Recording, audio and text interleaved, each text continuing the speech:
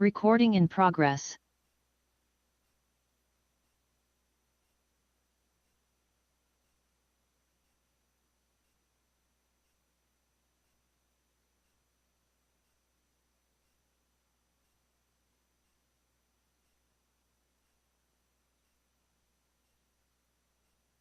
Recording in progress. Recording stopped.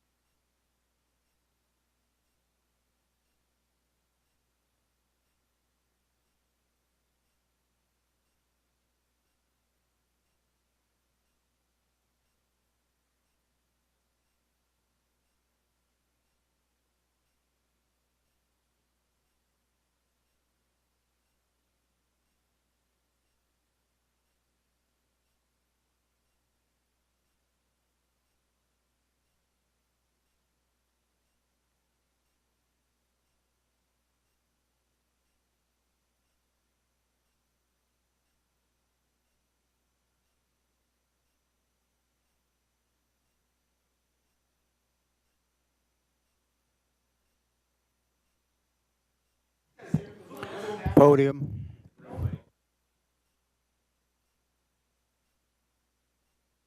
There was an extra Clerk. chair over there, but Council member. Remember, like back in the day, Council member. shit, North Coast section. Mayor. So I got to go Thursday night. So I was hoping you Mayor. could do the mayor's conference for me. You're not going to that one? no. Council member. I'll ask you. I'm not going to that. Council member. Fremont. Staff. Dennis's personal mic.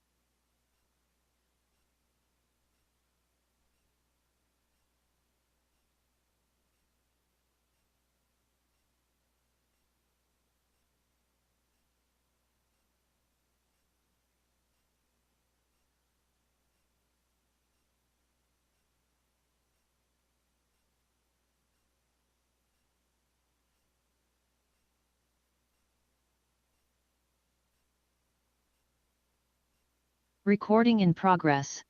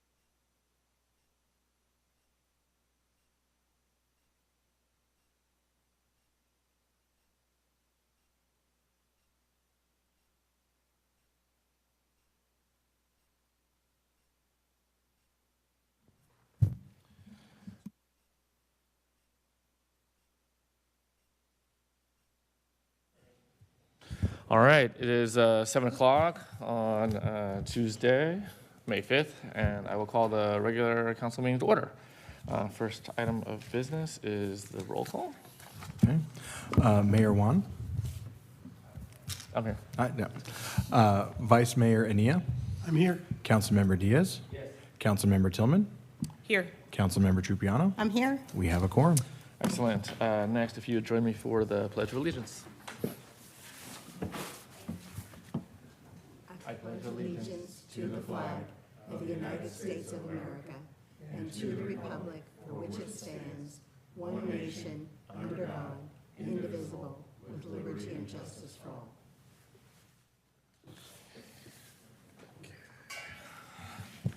All right, that is item 2. Next is item 3, public comment on non-agenda items. One moment. Sorry, that's stuck on the extension cord. If anyone has any comment on any non-agenda items, now is the time. Seeing none, I will close public comment on non-agenda items. Next is consent calendar. There are 2 items. Does anyone have anything that they would like to pull?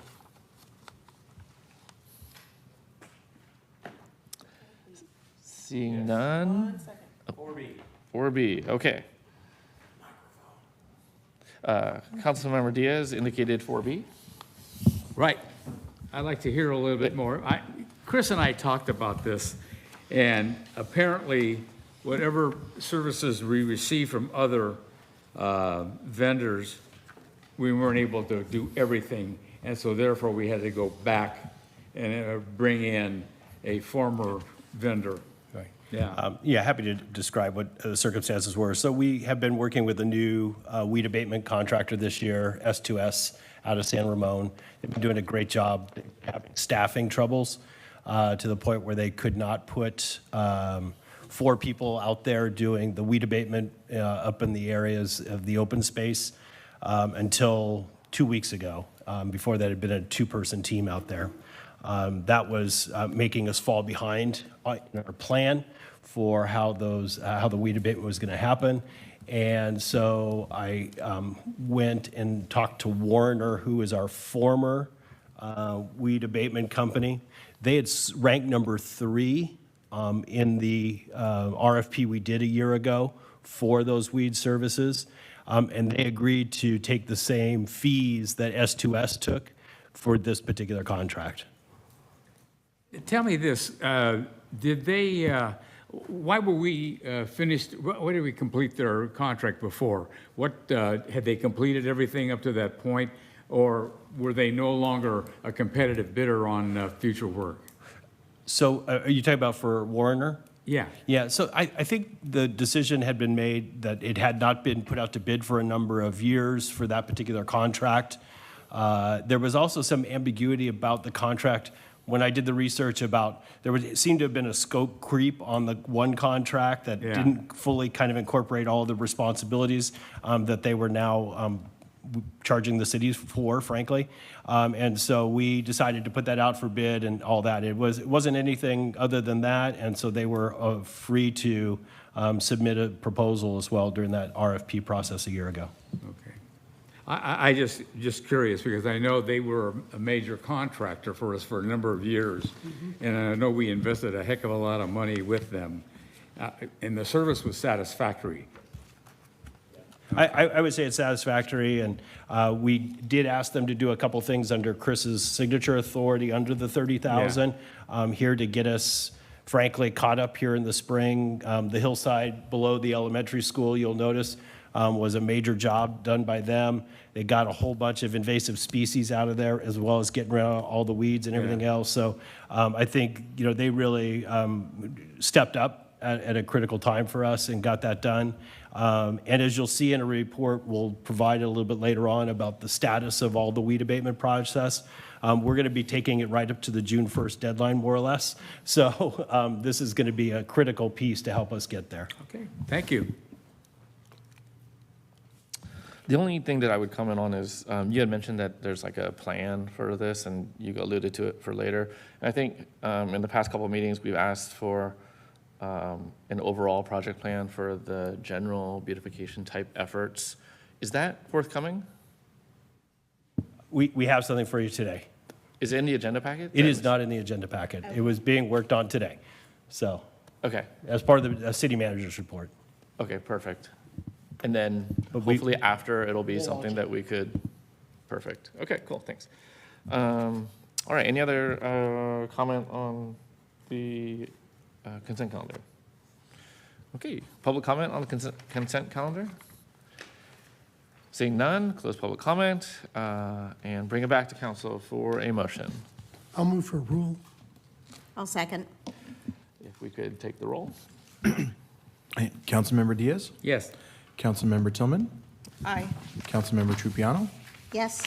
Vice Mayor Ania, Yes. Mayor Wan. Aye. All right, the motion carries 5-0. All right, and with that, we move on to item 5A. This is a presentation of a proclamation recognizing May 10th through 16th as National Police Week and May 15th as Peace Officers Memorial Day here in the city of Clayton. I believe that our chief may be receiving the proclamation, and I will read it here. It's very nice. So whereas by joint resolution approved October 1st, 1962, Congress and the President of the United States designated May 15th of each year as Peace Officers Memorial Day, and a calendar week in which it falls as National Police Week, in honor of federal, state, and local law enforcement officers who have been killed or disabled in the line of duty, and further directed that flags be flown at half-staff on Peace Officers Memorial Day.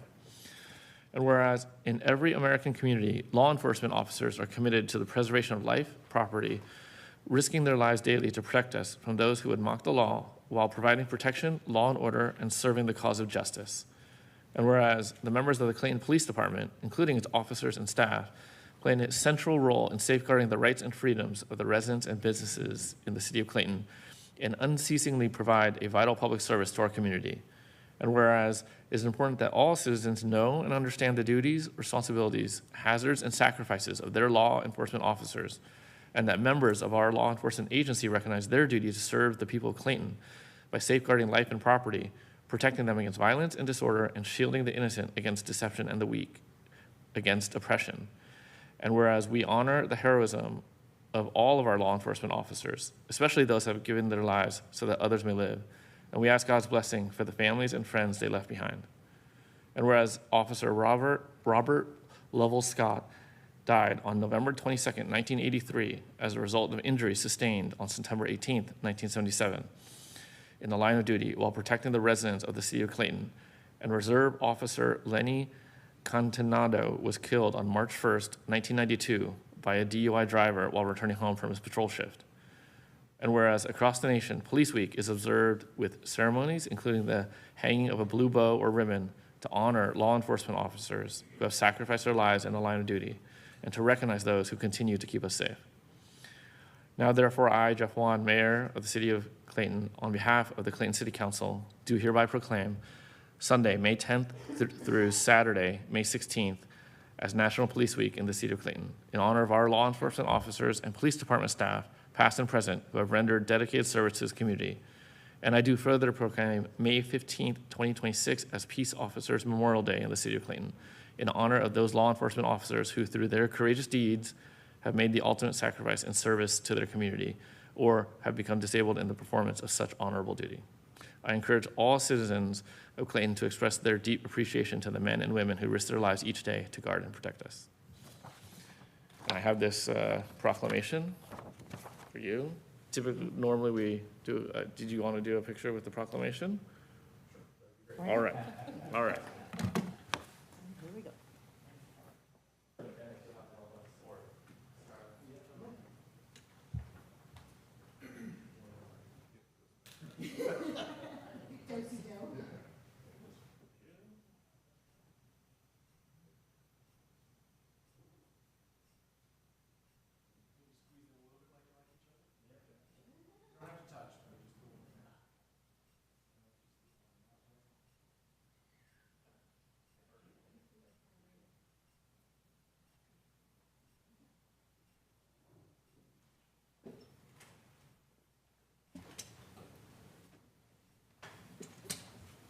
If I may offer a couple of comments. Yes, please. I knew Lenny Cantando very well. He was a very well-recognized officer in this community, and he was one of those individuals that had that ability to determine somebody had something in their background, and he would initiate a traffic stop, and sure enough, they would have some sort of warrant or something like that. But in general, he was one of the most likable guys you ever wanted to meet, and it was really a tragedy when he was leaving work to go home, and unfortunately, a driver returning going the wrong way in the number 1 lane hit Lenny head on. And for those of you that may be interested, Lenny's buried next to his family plot at the Lafayette Cemetery, right off of the community of Lafayette, and has a very nice headstone with a picture of him on it in his uniform, and just a great young man. And he's been missed for all these years. Good person, Lenny Cantando. Thank you.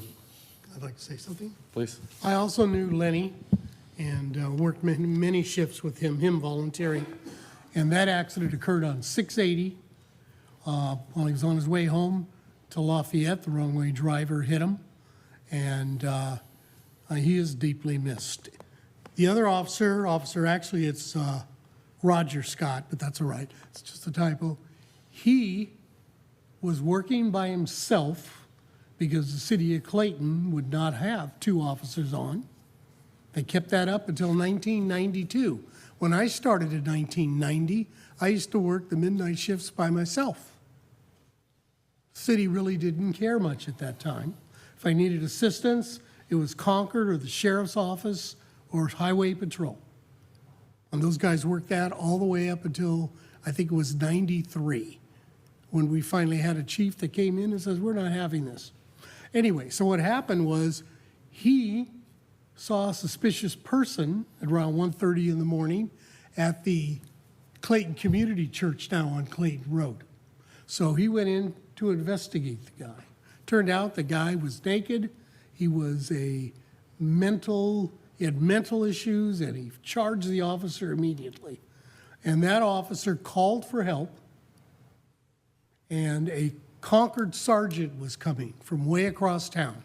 Anyway, they struggled and they fought over his gun, and he was shot. And the Concord officer got there just after that Roger was shot. And the Concord sergeant drew his gun, told the guy to drop that gun. Guy wouldn't, he was approaching, so the Concord officer shot him. That's the story of Roger. And he suffered from 1977 to 1983 with that bullet still in his body because they couldn't operate. And that's the story. And I thank God that we don't have one person working anymore. That's absolutely ridiculous. And it was ridiculous then. But anyway, that's the story. And thank you for recognizing it hasn't been done in several years. And I appreciate that. Thank you. Thank you. The background is always very helpful for those of us who weren't here at the time, so thank you. All right, so that is item 5. Next is item 6, reports, and our city manager has a report for us that, Yes, I'm going to do part of it, and then I'll pass it over to Dennis for the maintenance side of things. A couple quick things. Public Works Director, we are in the final stages of the background for that individual. Tentative start date mid-June. So if everything goes swimmingly for the next week or so, we will see a new face here in the second meeting in June. We will bring him to introduce him. So looking forward to adding to our team and moving forward. We also have a vacancy at our city clerk position. To date, we have received 110 applications that I've had to review. I won't say how many applications are moving forward at this point, but we continue to market that in a variety of areas. We do have potential candidates in that group, so that's a great thing. I think I mentioned in the past we'll be interviewing towards the end of this month. So hopefully we will see a new face in the clerk's area towards the end of June, beginning of July, just in time for all of our wonderful candidates leading up to the election for a variety of things. So it'll be a busy season for someone to jump in and get acquainted to the city of Clayton, but we're excited for some new people to join us. So that's it on the personnel front. And for the maintenance side, I'll turn it over to Mr. Bazanich. Thanks. So I have a couple of reports I thought would be helpful to share here, and if that's gonna have to be about 800% bigger. Yeah. really 800%. Let me work on that right now here. No, it is not in the packet. Yeah, no, it is not in your packet. Is that 800? Okay, you're gonna get this in. Let's talk to it instead of trying to refer to the document. It may be difficult for us to see. Okay, this first set of records is the parcels that the city owns. This is a pretty complete list of all of the parcels that the city owns in some really weird places, I have to say. The ones that are highlighted in green, which are mostly properties up in the Keller Ridge area, those areas, the weed abatement has been completed. So everything in green, so the downtown areas as well as Keller Ridge are basically have been completed. The ones in yellow will be completed this week. Those are mostly Peacock and associated areas on that east side of town. The purple ones are ones that will be done by the end of May, probably that last week of May. And the couple of blue ones you have there are ones that actually don't need any weed abatement on them because they don't back up to any structures in any way, shape, or form. They back up to other parcels, other parks, and open space areas. So we don't have any weed abatement requirements there. Just so you have a sense of it, it's 532 acres of property that the city owns, scattered all in between other privately owned residences mostly, as well as some businesses. And so it's quite a handful to deal with every single year. The good news is it doesn't seem to be growing much anymore, the inventory of those acres. So that's the status of weed abatement at this point. Something else we've been tracking lately, particularly with the help of the police department, is a list, and as I said, you'll get this, and we'll put this up online for the public to see as well. during their shifts, have been making notes on the status of things like the lines on the streets and the little reflective dots that we have there to mark fire hydrants and lane demarcations, to note the red curbs that need to be repainted. So this is a list of 156 some odd items all over the city, of things that are in need of either replacement or paint or a number of things. We've identified that one of our vendors, our on-call pothole repair contractor, can make themselves available to handle the restriping and the repainting of the restraining lines and the stops sign pieces and even replacing the missing reflective dots that go in the road. So they're working up an estimate now. I'm hoping that it's competitive. And then we've also identified that city staff has recently purchased a commercial-grade sprayer that can handle the red curb painting. And so we'll be divvying that up, and we think over the next couple of months, 2.5 months, we ought to be able to get that done in pretty short order, working in areas one area at a time and moving around the city. So that's just a sense of a lot of the kind of street maintenance needs. We'll work around. You all know we've got street repaving projects coming up. To the extent anything's on this list is also going to be taken care of during that process, we'll take it off this list and just wait for the bigger road project. For this list, is there a time component like there was in the other one? Yeah, so I think on this one, we certainly believe by the end of the summer, we'll have this list completed. What does that mean for you? Is like the September actual summer 1st. or September 1st? September 1st. Okay. I have two questions. Thank you, Dennis. So I did go by, I came down Center Street near the Easley development today, and I don't know when we're going to do Center Street. And it is weeds, but it's also trimming it. And it's, again, part of the downtown, looks really, really bad. Yeah. I would put that on the list if it's not already. And then I also noticed, and you may have this on that list, the corner of Diablo and Center Street, those two signs are so faded, you can't even read Center or Diablo. I just, happen to know that intersection. So I know we talked about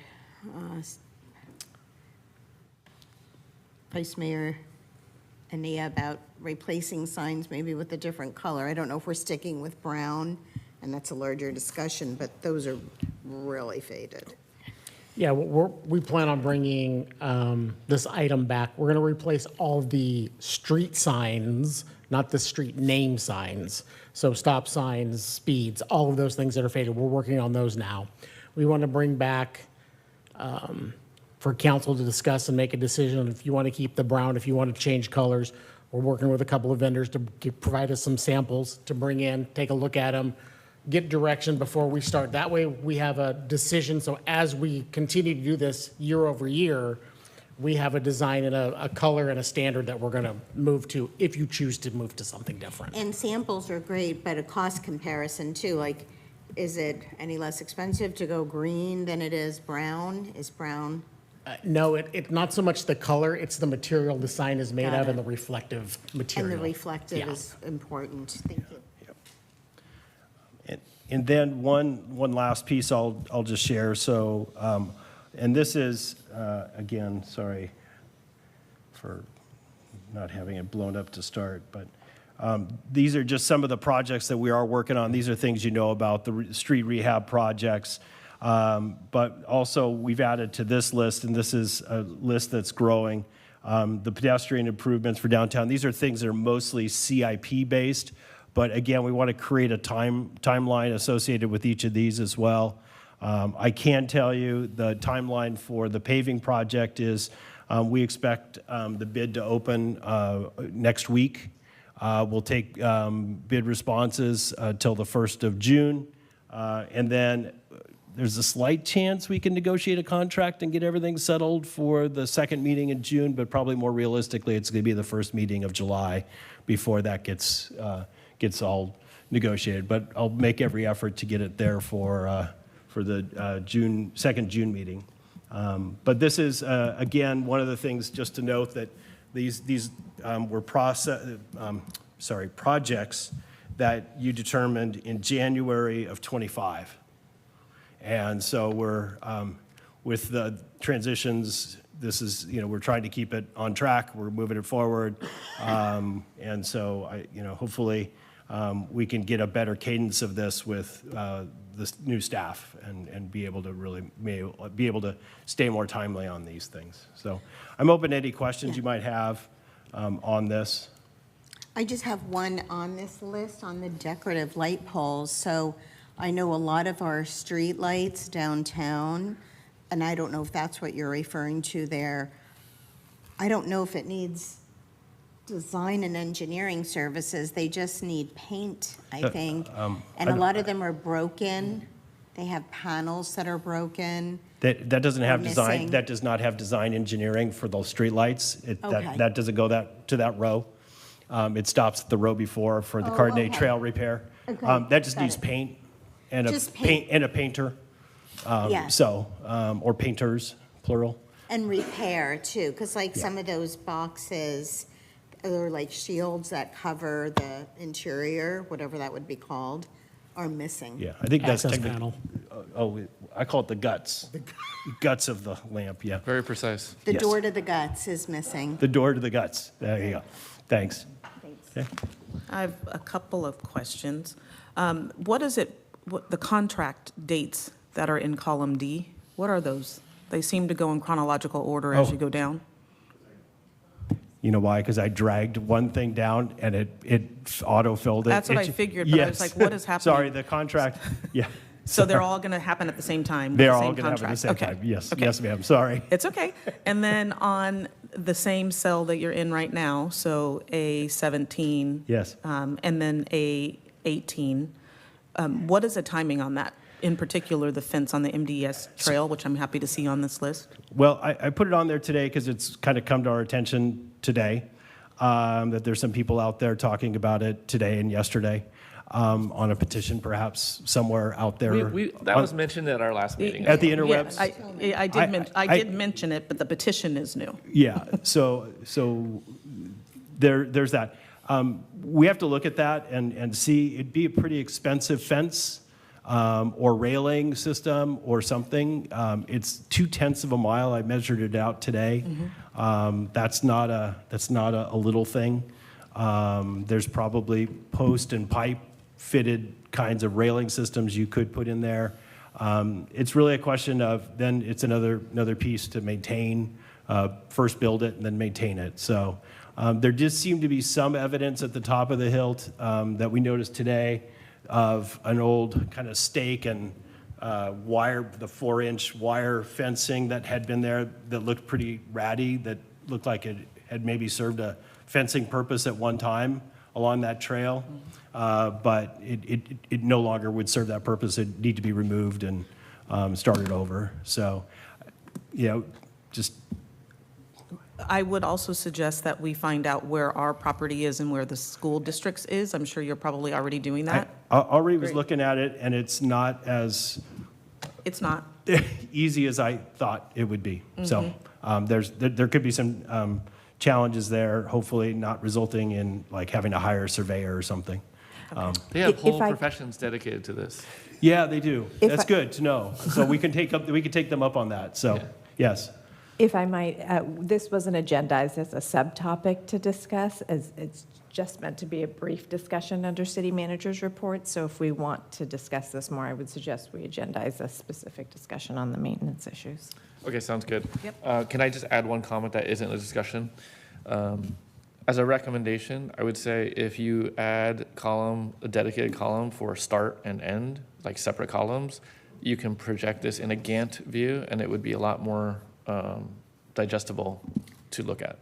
Well, along with the cost and what fund it's coming out of, Yep. that's, I think, something we asked last time too. That would be really helpful. Like, is it LMD? Yeah, okay. Okay, cool. Can I add something? From Allah, I don't know that it's, if it doesn't apply, but if that's a dedicated trail, would that come under the trail? Yeah, let's table this one okay. until we agendize it specifically, and then we could address it. If you have Okay. specific comment, maybe we could address it individually. All right, so that's from Allah. All right, so that concludes item 6A. City council reports are in the agenda packet. 6B. Next is item 7A. This is consider the renewal of ordinance 495, military equipment use policy, public engagement findings, and review and approve acquisition of drones discussion. Take it away, Chief. All right, good evening. Mayor, council, public, staff. So if we can bring that presentation up, that'd be great. So this is our 2025 military equipment annual report and council and public engagement, as well as a request for future acquisitions. If you can go next slide, please. So we're going to be covering a few things. We're going to cover the history, the equipment we have, the types of training that we do and the use, also our audit and any community concerns or complaints, and then our projected acquisitions, and then obviously an opportunity to hear from council, take questions as well from the public. Next, please. So a brief history. So AB 481, which codified this requirement, came about in 2021. City of Clayton, adopted an ordinance, Ordinance 495 in 2022, and the police department established their policy pertaining to military use equipment. It's been classified as Policy 710. We meet the requirement of an annual report, and as well as receiving community feedback, which is required by AB 481. The council has some responsibility in this, in that the city council is to review the annual report, hear community feedback, and then determine renewal of ordinance, including specific equipment. And we'll get into that more a little bit later. Next, please. So I'm not going to go through every aspect of this slide, but I'll just cover the general topic. So military equipment has a classification.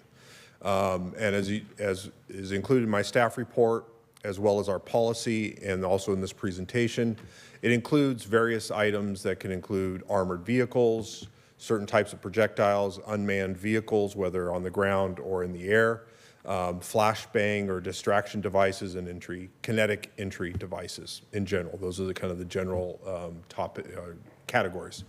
One of the things that has to be determined both by us and by council is this equipment necessary? Is it reasonable? And there's really no reasonable alternatives to it.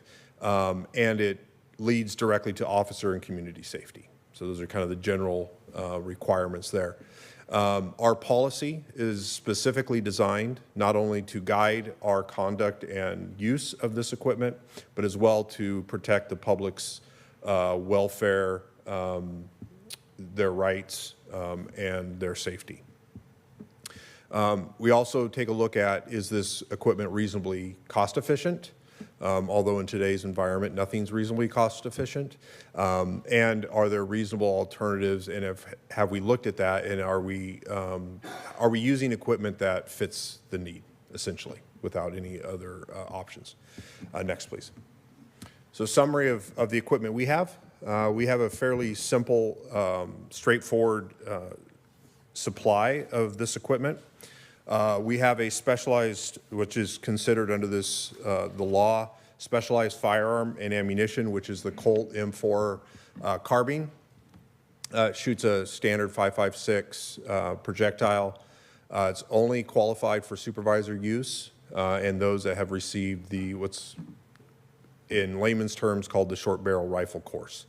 All of our officers, however, are issued a standard AR-15 patrol rifle. Very similar to those of you that are familiar with firearms. If you look at one next to the other, they look almost identical. The only difference really is the barrel length. And so our officers carry standard length rifles and do not fall under the specialized firearm category. Next, please. We also carry Remington 870 12-gauge less lethal launcher shotguns, commonly known as beanbag shotguns. We have 4 of those. And they shoot a what's called a super sock round, which is basically beanbags that are encased in a, lack of a better term, like a canvas envelope. We also have a Defense Technology 40 millimeter single shot launcher that shoots what's called an impact sponge round. It's very dense, almost rubberized, but it's not technically rubber. It's a dense foam round. Both of these pieces of equipment are used as in environments where we need to either disable or distract someone who is posing a threat to officers or the public, and where lethal force may not be the best option. So this gives us an in-between option as opposed to lethal force. And it also allows us to engage at distance. As opposed to like a taser, for example, you have to be within 20 feet of taser. This gives us a lot more standoff distance. Okay. Next, please. We have a command and control vehicle. It's a 2019 cargo mate trailer. It's used for critical incidents. We keep search and rescue type equipment in there, equipment for natural disasters. Should we have to go out to a crime scene for an extended period of time, this would allow us to be able to take large amounts of equipment, have a place for people, our people and others that may be working that incident to get out of the sun or whatever, have some shelter and that type of thing. And it's a tow behind trailer. Okay, next please. So training, officers receive initial and refresher training. So every new officer that we get goes through the required amount of training, and then our officers receive regular training as required by post and our policy. And that varies based on the type of equipment and so on and so forth. We have not had any uses this last year in 2025, so there's no deployments of those. Although much of the equipment, such as the beanbag shotguns, we carry on a regular basis. Our patrol officers carry that. We have not deployed that in 2025, so that's what that refers to.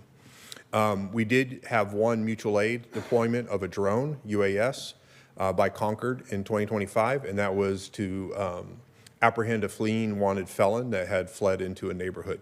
The use of the drone was critical in safely apprehending that individual and not allowing them to remain in a neighborhood. So very effective. And Concord has been a spectacular partner in the use of this type of technology. Next, please. So audits, we conducted our audit in March 2026. All of our equipment is accounted for and in compliance with the policy. We have not received any community complaints or concerns, and we had no internal complaints regarding the use of our equipment. Okay, next please.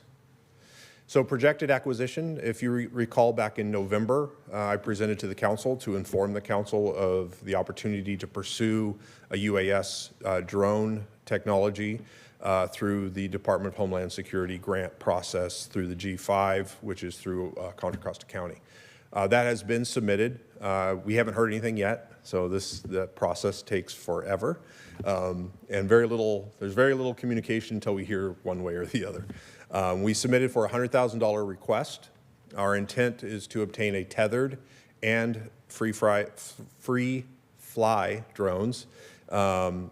If awarded, which would be around March 2027, around that timeline, we would return to council for approval and platform specifics. Okay, it's required by AB 481 that we present as specific as possible the type of equipment down to models and capabilities.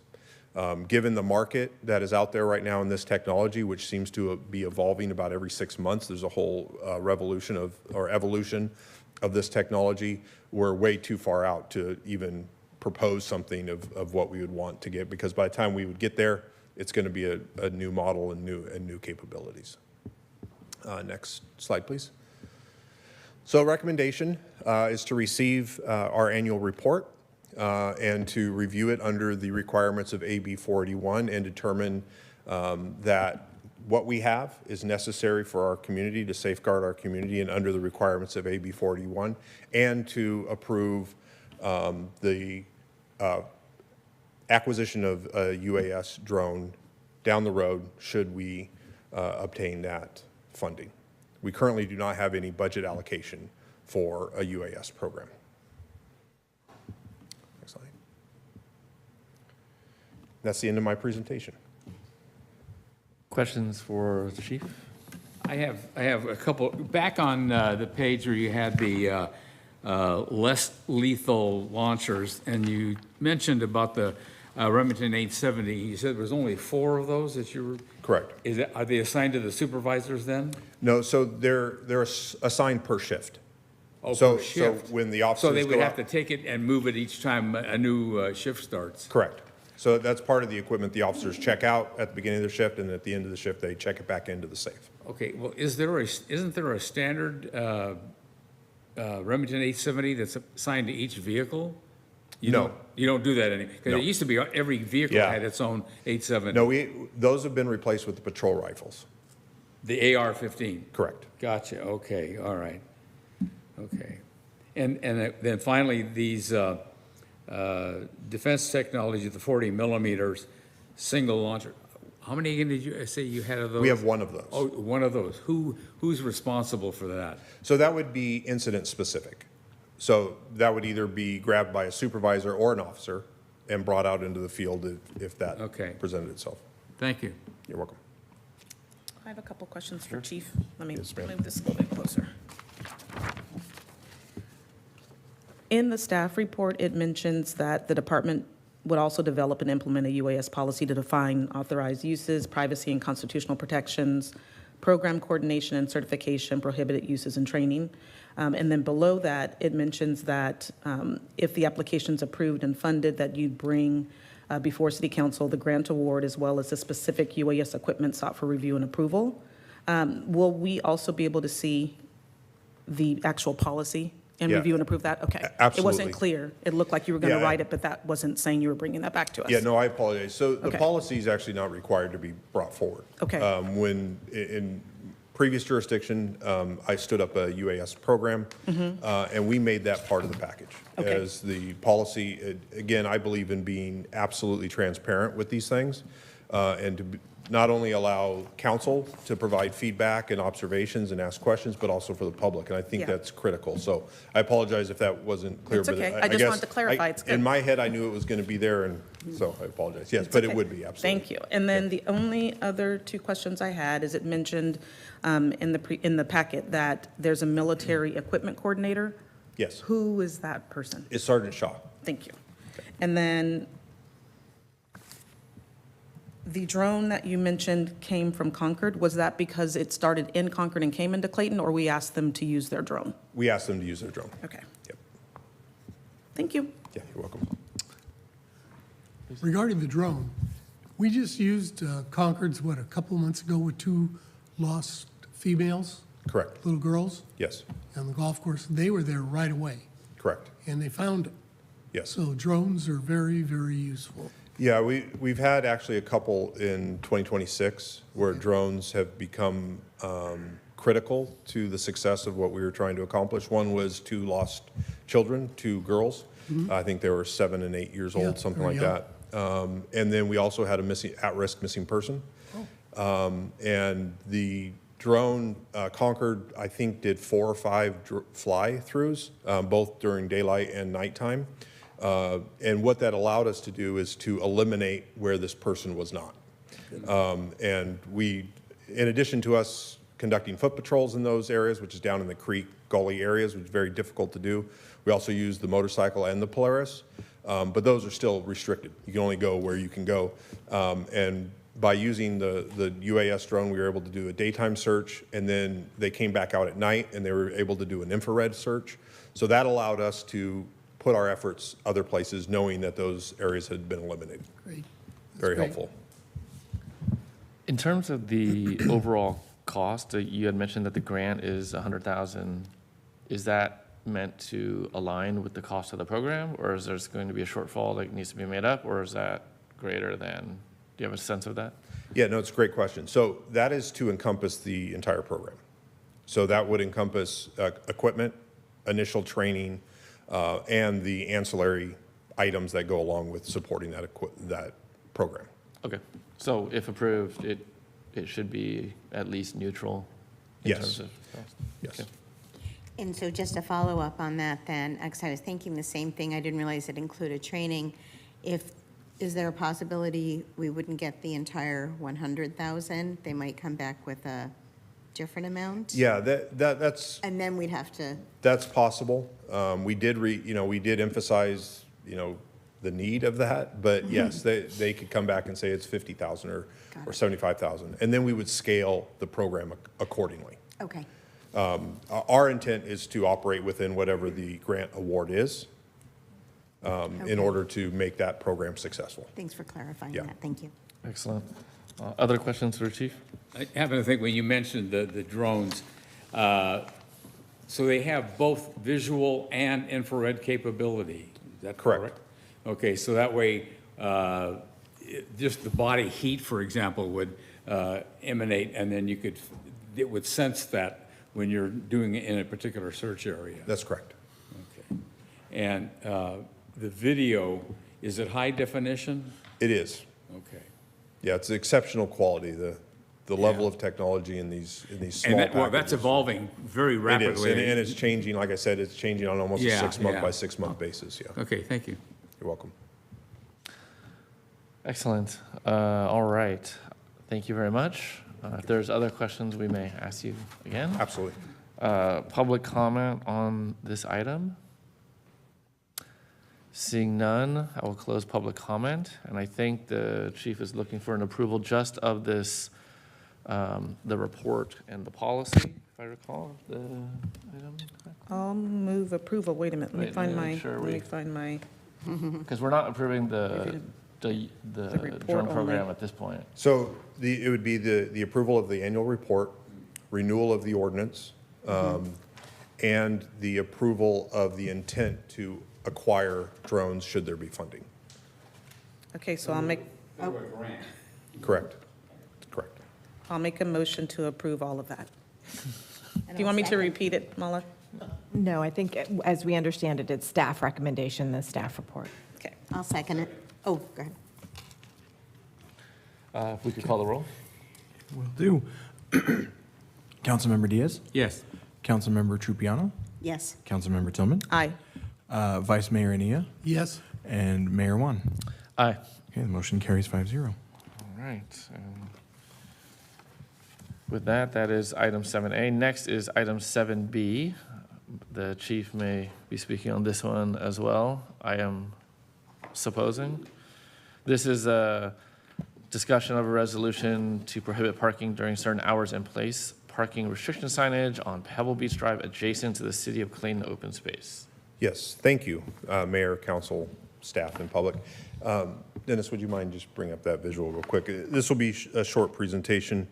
The area on Pebble Beach, just off of Peacock Creek, is a known area to our community and probably to most of us here. It's adjacent to Clayton open space. Along the roadway, the north side of the roadway, are 2 benches that have been installed. And so it's a viewing area. And you can view Clayton, and you can view, the outstretched community as well as the bay out there. So it's a very popular place.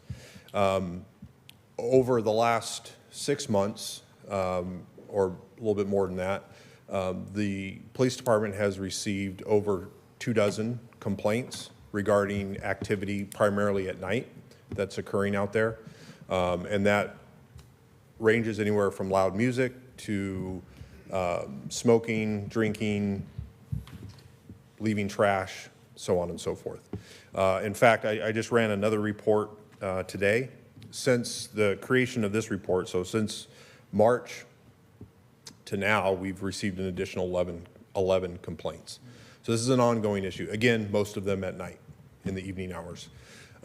In this area, you'll see here, there's currently no parking restrictions, so it's neighborhood parking, right? On the south side, it is the border of homes, so side yards. And then on the north side is the open space that eventually leads to 1003 Pebble Beach there. Currently, because there's no parking restrictions, people can park there, obviously, at any time. It's a neighborhood. I believe, based on the calls for service that we've had, I've also gotten direct community feedback, as well as I've spoken to other city staff regarding the number of responses by our maintenance crews down there to pick up trash and discarded items. And as you may or may not be aware, it's a very steep slope and is very dangerous for our staff to be going down there and having to retrieve items. I believe that restricting the hours to only allowing parking during daylight hours, so in other words, no parking dusk till dawn, will help significantly curb this behavior. It also gives us direct enforcement action that if a vehicle is parked there at night, regardless of what they're doing or what they may or may not admit to doing, we can take direct enforcement action by ticketing them for parking in a restricted area. This would not require the painting of curbs. This would only require the erection of signage in order to make it enforceable. Because there would be parking during daylight hours, there would be no need to paint the curbs. Yeah, I don't know if he's He's concluded. I'm concluded. Oh, you're not? I No, am. he is. I am. Because I've got some questions up there regarding that area. Yeah, sure. Please. So if we approve this tonight, does it go into effect when? As soon as we can get the signs up. Okay, because I will tell you, on July 4th, that's a great viewing place for all of the fireworks around the county. Correct, it is. And I'm sure several people there will not enjoy having all those vehicles up there. Like key lock. Yeah. Yeah, key lock is very similar in that Yeah. respect. Yeah. Got a quick comment? Yes, yes, sir. It's been 26 years that's been going on. Because they used to have to go there all the time. People usually left right away after the police come up there. Yeah. But it's been a long, long time that those people have to endure all that. And probably, if they would have been quiet and put their trash in the trash can, we wouldn't have to be here. But they don't. I agree. Yeah. I agree. So I'm probably going to be the lone I'm going to Don't just predict spit the out my, future. I'm just going to spit out my sentence.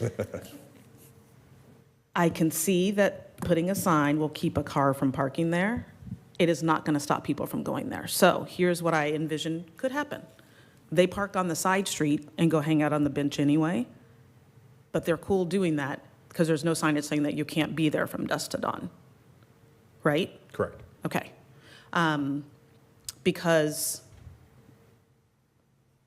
my concern is that if we didn't do it in key lock, so this goes back a few years because Councilmember Diaz and I sat on that ad hoc committee where they wanted some type of restriction because there's lots of viewing points here in Clayton. They have all kinds of views. So they painted the curb red up there. They talked about putting a fence up so people couldn't see, but the neighbors that live there didn't want that. And so I think they put signage and brighter lights. I just don't know that it's going to be the deterrent for getting the calls that you think, or the trash being eliminated. It'd be great if it is, but I just don't know that that is going to be enough. I appreciate the concern. Maybe if I can address that a little bit. So key lock is another area we're all familiar with, right? The curbs there were painted red, right? So it's a no parking zone regardless of time. We do still get calls up there. However, we are not getting complaints or calls of trash, debris, and people just hanging out. Because the vehicle can't be there, as soon as we get there, we ticket the vehicle and they're gone. So it has helped tremendously because people aren't just hanging out there.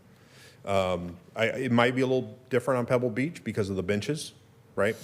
But based on my experience with these types of things, when you set up some type of parameters and can enforce quickly, right, without having to figure out, okay, what's going on, and then oftentimes it's not necessarily a crime, but it's a nuisance, right? This allows us to take decisive action, and that word spreads very quickly. So Okay. it may not solve everything, but I see it as a way to create a deterrent.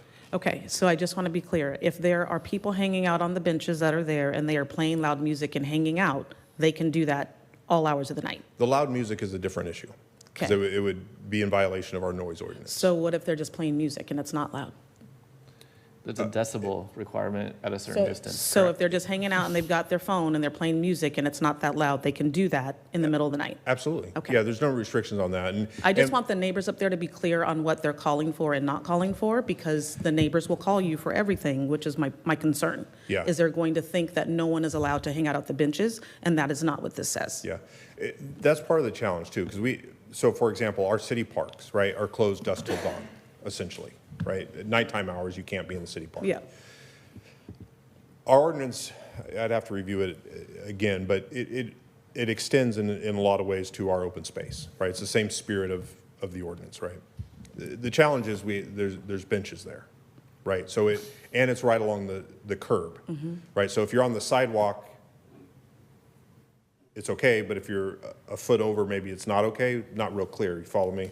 So that does create some ambiguity and some challenges. But yes, correct, because of the benches being there, because it's accessible right at the curb line, people being there during the night is not a violation. Okay. Right? But the parking would be. You know, I was thinking if that becomes an issue, as Councilmember Tillman said, those benches were put in by the neighborhood. If it becomes a big issue with them, they could have removed. Correct, Then there'd be no issue anymore, correct. because those are their benches. The benches are property of the The neighborhood? HOA are and- their homeowners. There's no HOA. There's no They HOA. paid for those benches. But is it in the city right of way? Right. It's just about to ask the same thing. It is. It is, it's in the open space, So it's our benches. dedicated to some individuals.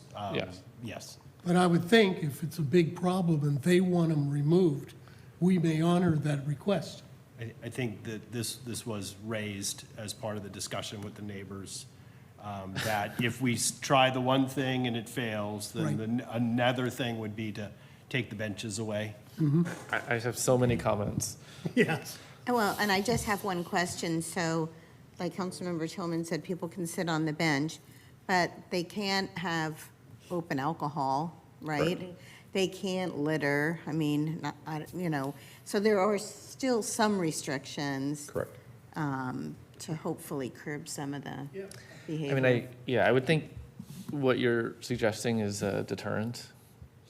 But I mean, one of the things you mentioned was smoking. People can smoke, right? I mean, you can smoke out anywhere on the street if you want to. So that again, going back to the challenge. Music, yeah. Actually not, no, No? you can't. So along the sidewalk, there's nothing in our city ordinance that prohibits smoking on the sidewalk or in a city street, right? Or in the public area classified that way. However, you can't in the open space where the benches are.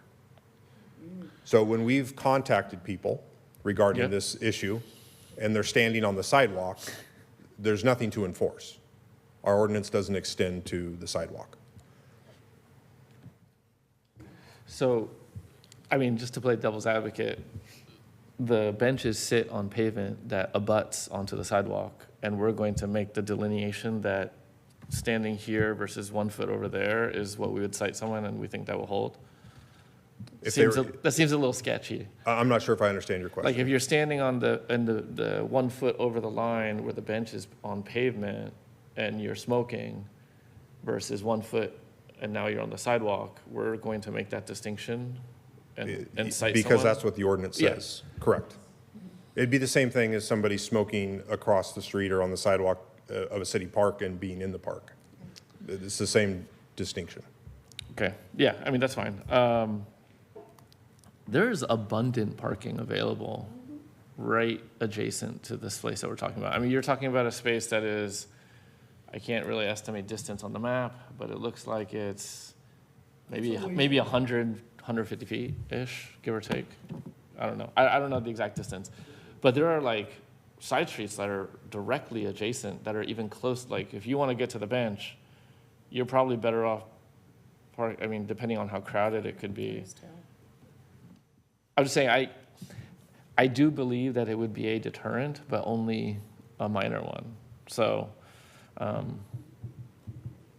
and I guess I had to ask, you said that you received X number of calls, but I'm guessing like, the people that would be, the folks that may be impacted by bad behavior in the area is probably limited to a certain proximity to the benches in question. I mean, the benches being there kind of indicate a desire to have people be there. If they did not want people to be there, then you wouldn't make it friendly for them to be there. The challenge that I mean, this is just my own, for me, when I go places and there are no trash cans available, I find it's a lot more prevalent to have litter because there's nowhere to put it. I carry it out. I'm a big camping person, the whole bring it in, bring it out kind of thing. But if there were like trash cans in the area, I think that would also be a pretty strong deterrent as well. And a lot easier for maintenance crew to pick up. Those boxes that exist so that they don't get knocked over and they don't blow, they're wind protected and all the other stuff that you have, the latch and all the stuff that they do at campgrounds or whatnot. Is that something that was ever considered? Like one or two in between the benches? So we could put a trash can up there. It would be more staff time to drive up there and Well, they're empty doing it those. already. They're going up there already to clean up the stuff, right? Let's be clear. What they're throwing down the hill are things like old TV sets and microwave ovens, Okay. beer that's cans, yellow Solo cups. Okay. I mean, so some of those will go into the trash can, some not so much. It's a variety of things that our maintenance staff has had to pull up that hill in rather treacherous conditions. And I don't ask me to explain the human behavior that thinks that that's okay. I can't. So, but the garbage can may go down the hill unless we, bolt it to the sidewalk right next to the benches. Then we can, do that. But that's the kind of stuff that's there. It's not just a cigarette butt or a Solo cup. It's other stuff in the back of their cars. Okay. It's just odd because the person that's going to pull up a car and dump a TV will not be deterred by a sign. So I mean, this is always a balance between deterrence and what you can enforce and human behavior. So I'm not opposed to it. I don't know if it's a panacea that will have a significant impact, but if it does, then that's great. So Maybe I can add something. sure, please. So, and I'll be blunt. The police department is asking for a tool in which we can better enforce the issues that are going on. This gives us a tool, and that's what I'm asking for. Without this tool, we're left in the same cycle that we've been in for how long? 26 years. And so something needs to change. This is something that can change and give us the tool. We've seen it be effective in other areas of the city. We have officers that want to deter this behavior, and this is a very simple way to start deterring that behavior. So from my perspective, from my chair, this gives us a tool. You should have led with that. If you want it, then yeah. I felt it was implied. Yeah. Thank you. Okay. That's a much stronger It's an opening. excellent tool, because people that are up there, in my experiences, and I guess the officers would say the same thing now, they're underage. They're not supposed to be out at that time of night when usually this is happening. And it's a ways to park. Do we have a curfew? We don't have an underage curfew. The county has a curfew. Oh, yeah, they do. Don't they still? I don't know. That is unenforceable. What's might be unenforceable, but the kids don't know that. On that street right there, you have to drive around that corner. I can't think of the name of that street. Forest Hill. That's got to be, Forest Hill. That's got to be 50, maybe 50 yards. Kids don't like getting out of their car. And park right next to that bench. If you make a right to go down the hill, there is no parking. Yeah, on that's both already sides. that's It's already no parking. Yep. So you only have right across at that intersection and on Peacock Creek. I mean, And let me tell you, music travels through those houses, especially in the summer. But to cite a noise ordinance, you have to have a decibel reading at a distance. Like, that's just a whole different violation. It is. And the city has, the police department has one. I'm sure. Yeah, and there's a decibel ordinance, but it doesn't, I think when you tell a few kids, they're gonna tell everybody else, don't go there. That's been my experience. I mean, they may just park in front of 1003 They could, because it's right there. So Let's hope it's a deterrent that works. I hope Let's so. be If positive. the police is asking for it, then that's enough Yeah. for me. I appreciate it. Thank you. I'm hopeful. Good. So, all right, any other questions for Chief? Public comments? Seeing none, I will close public comment and bring it back to us. Anyone have any other discussion, or is there a motion? I'll move approval. I'll second. Take roll. Councilmember Tillman? I'm going to say yes, but then I should do a friendly little wager to see how many more calls come, but I'll say yes. You can't bet the Or negative. how many Betting the less negative calls? is bad juju. For how many less calls? Yeah, for how many less calls, yes. We'll set the over-under on, I think, Calshi or Polymarket later, but. You don't want to have a winning proposition be the bad outcome. Right. So back to roll. So that's yes for Councilmember Tillman. Councilmember Trupiano? Yes. Councilmember Diaz? Yes. Vice Mayor Ania? Yes. Mayor Juan? Aye. Motion carries 5-0. All right. Thank you. TVs, really? Good Lord. All right. Okay, next is item 7C. This is a review of the 26 budget status and consider approval of FY27 budget revisions. Please take us away. Sure. Back again, just to provide some additional context and information to the council, including the 27 budget revisions and the augmentations that we've talked about in prior meetings. Some people were questioning how we got to the adjusted budget figures. I want to walk through this chronology, if you don't mind. Note that in November 18th, 2025, we had projected a balanced budget. Since that time and at that same meeting, actually, we began to incur some additional expenses that the council had approved, both for Civic Plus as well as the Thies contract that began to reopen that gap. You'll note that at January 12th of 2026, we received the reduction in the RPTTF funding for the former successor, or now the former successor agency even, we can say that. We also noted at about the same time the well water reduction. And so you see how that the negative balance begins to grow over those last couple months.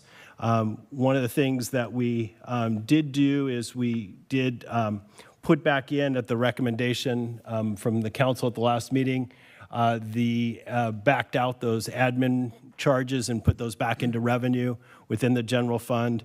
Actually came up at financial sustainability as well as a good practice, so we did go ahead and do that.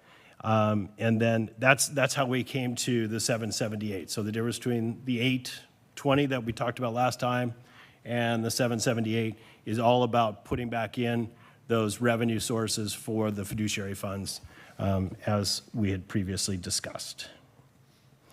Now talking about 2027, let me move this little window here. Always in the worst place. Can we ask questions about 2026, or you want to go through the No, whole thing? it's fine if we're there. I keep trying to close the door on it, but we can go back to it. Yeah.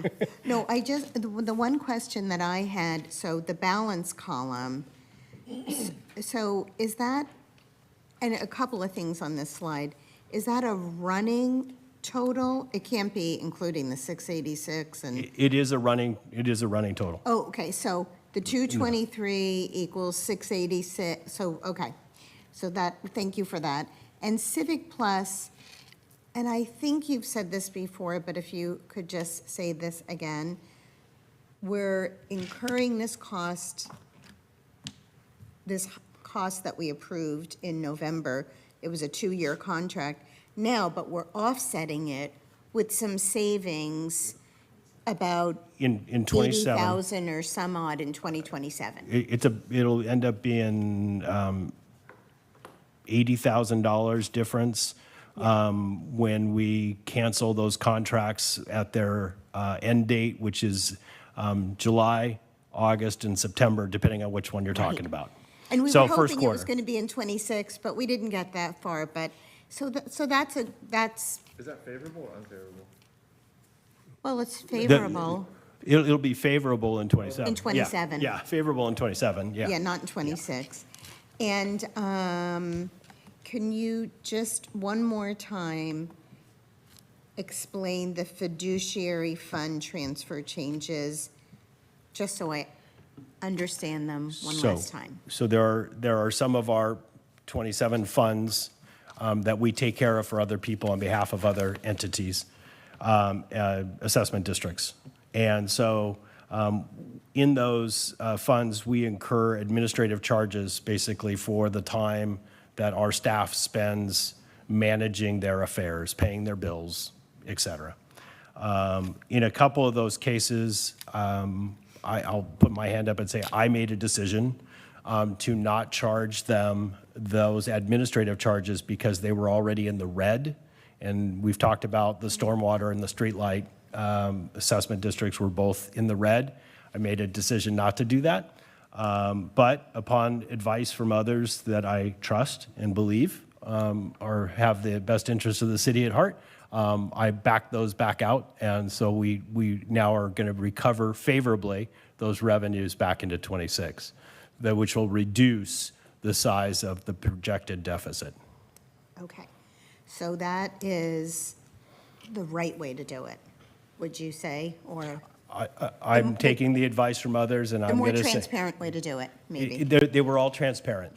Right. So I don't want to think about this as transparent or not just transparent. This is a business decision as much as anything Okay. else. Okay. All righty, thank you. Those were my questions on 26. Thank you. Can I just ask a question about that? I don't know why I can't get this right in my head. So the admin charges are coming out of the funds that they belong to?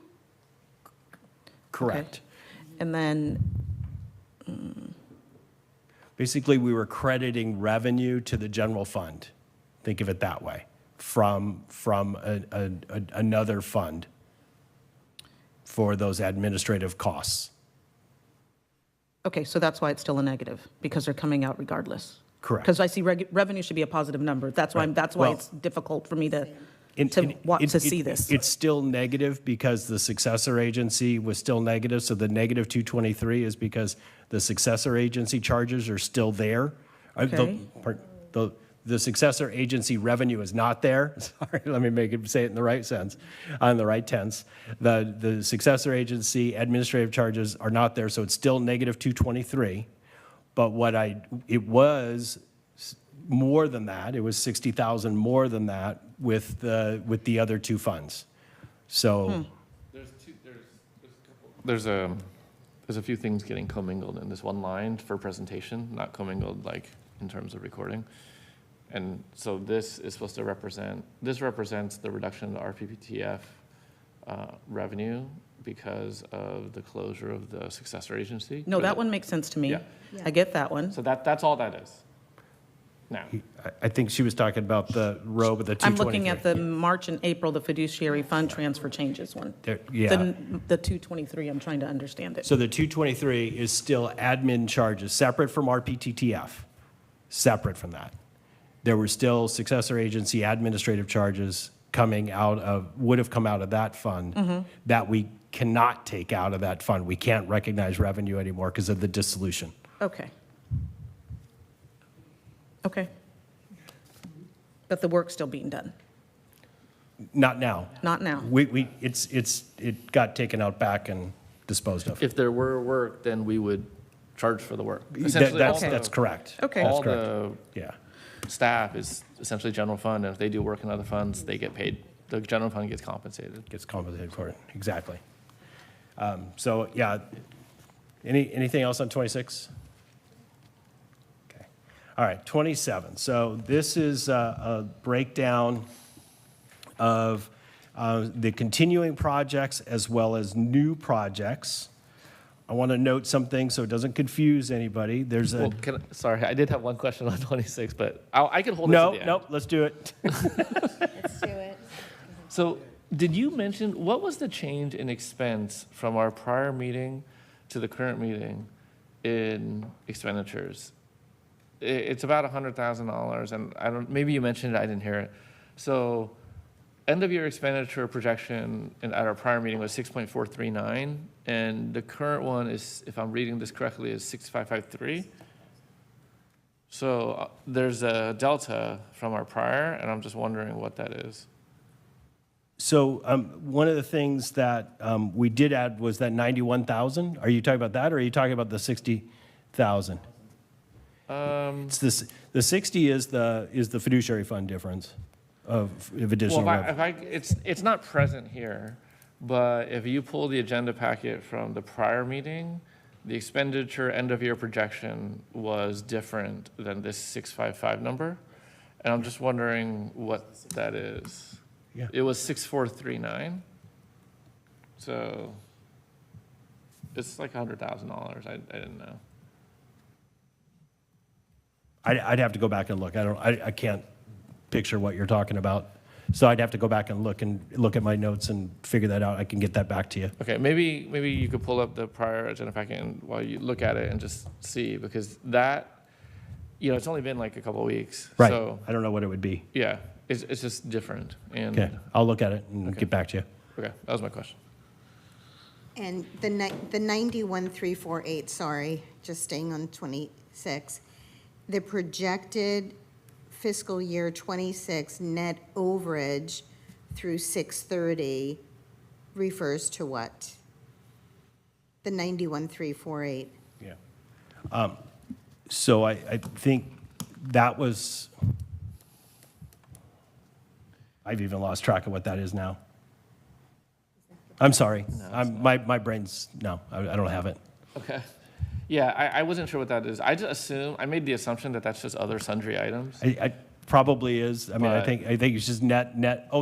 We did present that last time. So that was when you looked at a bunch of money we were saving on salary savings. So remember I had that chart that had the salary savings below and then some additional little random expenses above. Right. That's what, and I presented that on the Okay, 21st. okay. That's what that number is. Got it.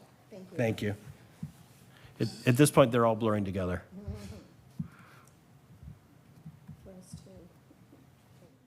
Going once?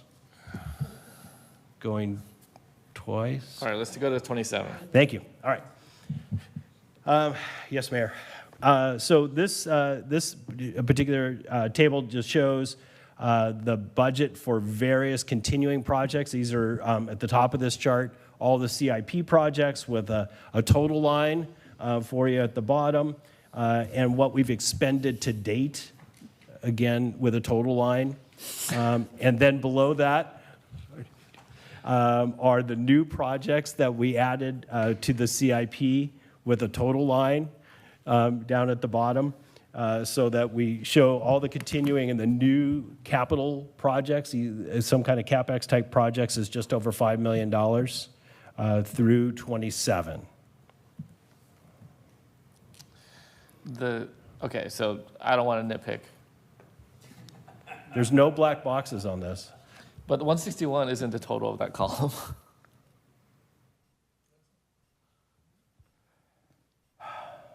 You're right. No, it's not. You are right. big sigh. You're right. So It is it's not. okay. I mean, these are, I could tell there's a deck, so you're manually entering the things. Yeah. But my bad for making it, Sorry. for the math, not mathing. And then I just have one question on here. So library refresh, in 2026, we budgeted 171 for phase one of the library refresh. And of course, now we know that the library refresh isn't starting till October, which pushes us into the 27. So is the 171 we budgeted for 26 for library, which we're not going to spend, It's the 175 on this chart. or 175? Yeah, I think it was Yeah. 171, but let's say it's 175, that's fine. But we budgeted it in 2026. Is that a plus to our 2026 budget now that we're not spending it? No, I mean, Because we didn't spend any of it. yeah, we didn't spend any of it, But so. it's CIP, right? And we It's did that. CIP, so it's. Okay, it doesn't matter. It's one time, we, Okay. you spend it when you spend it, basically, is Okay. what it comes down to. You budget it within the CIP budget, but then you spend it when you spend it, and then it's not available for anything else after that. Okay, so it was always in the CIP budget, the library refresh? That was what the budget didn't decision remember was that. last spring, was to put it in the CIP. Okay, And you can cross fiscal years if you do it that way, Yeah. so. yeah, got it, Right. thanks. Okay? Okay. This slide contains all of the other reserve funding proposals that were either grant funded or came out of the SURF CapEx funds that we use for equipment replacement and capital replacement. And so this totals, checking the math, 164, 800 for these particular funds. And this was all the things from the list that we discussed back on the 7th. And I have one question for the chief on the emergency ops plan at $60,000. Chief, what does that include for Yeah, the no. 60,000? Great question. So that's going to be something that, as we get into that, we're going to need to determine both at a staff level and then ultimately at a council level. So based on that number, that basically gets us an EOP plan through the use of a consultant, right, and some limited training. So the plan with a consultant and training. Correct. It's some limited training. And So it'd be limited like initial training on the EOP itself. In other words, how does that actually function, right? Okay. That type of thing. Maybe a partial or, a introductory tabletop type thing. Okay. And then we would also do in-house training through like the FEMA trainings, the 400s, the 800s, those kind of things. And then it would be something that, down the road, the council would need to determine if we want to do more expanded training. Like to the Facilitated. community? Facilitated training, Okay. correct. The EOP process would also include a public engagement as well. Oh, good. Okay, thank you. Yeah, you're welcome.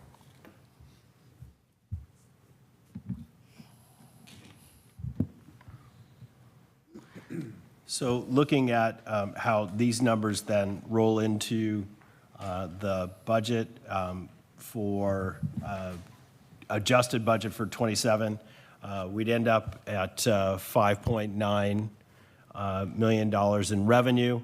We're proposing $6.229 million in expenditures, and with a net difference of 323. So I just wanted to show that that's before we add in any of the capital. That's us cutting last year's deficit, adopted deficit in half, roughly, for that. Then we would add in the other pieces on top of that we listed on those prior slides, sorry. Both the 164, 800, and then also these numbers here for the continuing and new projects. But according to the funding sources wouldn't be general fund. If it's coming out of CIP or SURF or Correct. SLF, I mean, it's But overall, we're still spending all the money from various funds. spending the money. Yeah, spending the money. So I just wanted to be, Yeah. on the big picture, this is general fund only at this point. But I wanted the public to know that we did cut the general fund deficit roughly in half from what we had adopted a year ago. Well, that was because also the RPT, whatever it is, whatever the initials are, we didn't realize, we thought the hit was going to be bigger in '27, but it actually wound up bigger in '26, correct? Yeah. Yeah, it was already eliminated completely in '27. We just didn't know how big or little the hit was going to be in '26. Right. So that was the thing. So we had it originally at 0 for '27. We did have it at 0 in '27. Perfect. All right. So. And just quickly, when you're saying that so I'm looking at the salaries and benefits and the services and supplies, give me big cuts that were made. Yeah. And we kind of, let's see, I think, did I include some of that in here? Yeah, on the expense side, I think, I'll skip down to the middle of the slide there. Really the reorging of those positions is creating some ongoing cost savings. But that gets netted against the fact that, there's 3% COLAs and other things being added in '27. So that's going to be a diminishing benefit over time. But that's a difference between what we had programmed in the '27 budget was a really different structure. And even on the, in the same on the services and supplies on IT subscriptions, we've talked about that a little bit with Civic Plus. We really are going to have some cost savings there. The other thing that's saving us costs is the seasonal worker program, and this is part of the reorg of the salaries and benefits. The seasonal worker program is really making a difference in terms of reducing our services supply costs.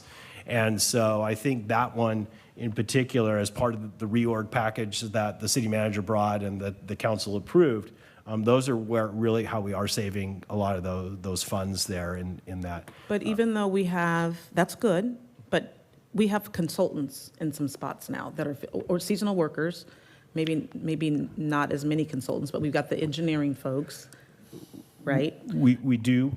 And then.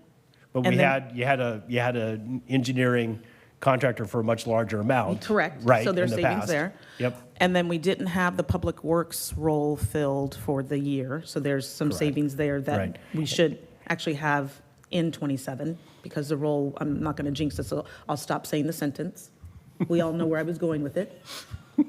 No, we didn't. I didn't hear it. I didn't hear anything, sorry. I won't finish speaking the sentence, but you understand. Yes. So even with that included. Yeah. Okay, I just want to know, is that one of the positions that we were factoring in a savings from? No, I think we were expecting really the savings on the services, the supplies, and the engineering services.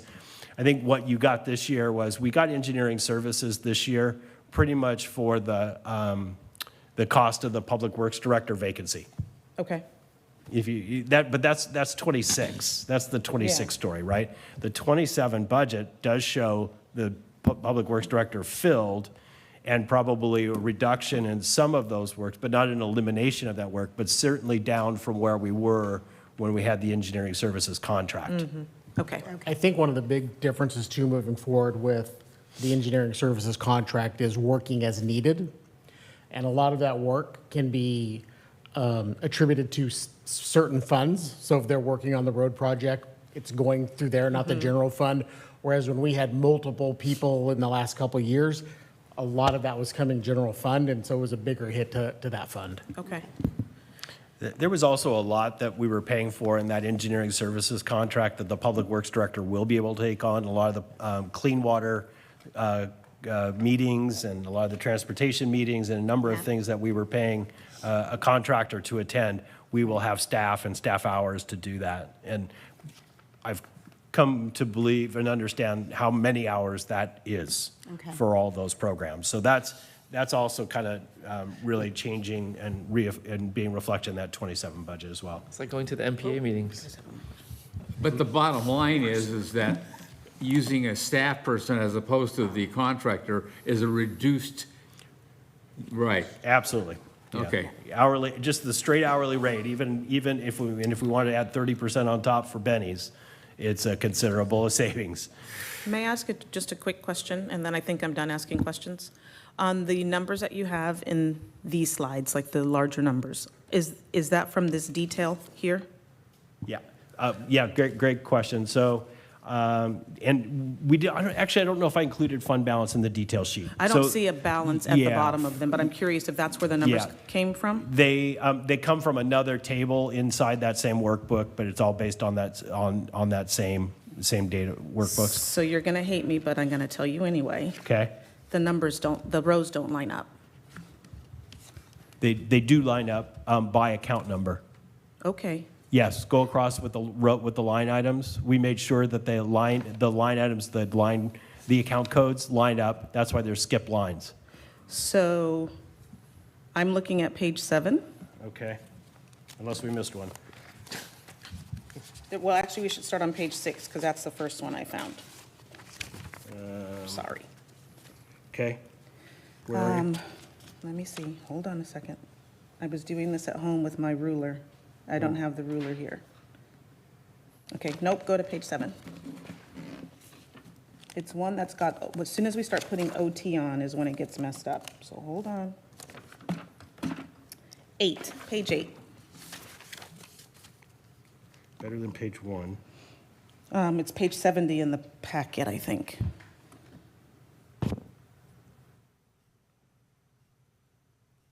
page 8, I'm sorry, where are you looking? So if we look at the adjusted, so you've got adopted versus adjusted. Yes, ma'am. In the area that is between, let me find it. Overtime, okay, so if I'm looking on the right column with overtime. On the adopted side, there's no overtime there. It's down, it's down a row. What row number? Oh, my sheet is cut off. What's the account number? So it looks like 72. 211, 7113 is the overtime row with 24,000 in it. Is that what you're saying? Yes. Councilwoman? Yep, Okay. And then, so all you're. the way down to building grounds maintenance. Okay. So I think what that's going to affect is the net change, and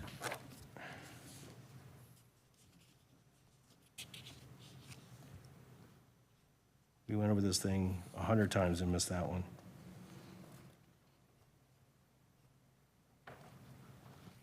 It seems to be, in all the pages after that, anytime that there was an overtime row, the rows got skewed, but it gets really big.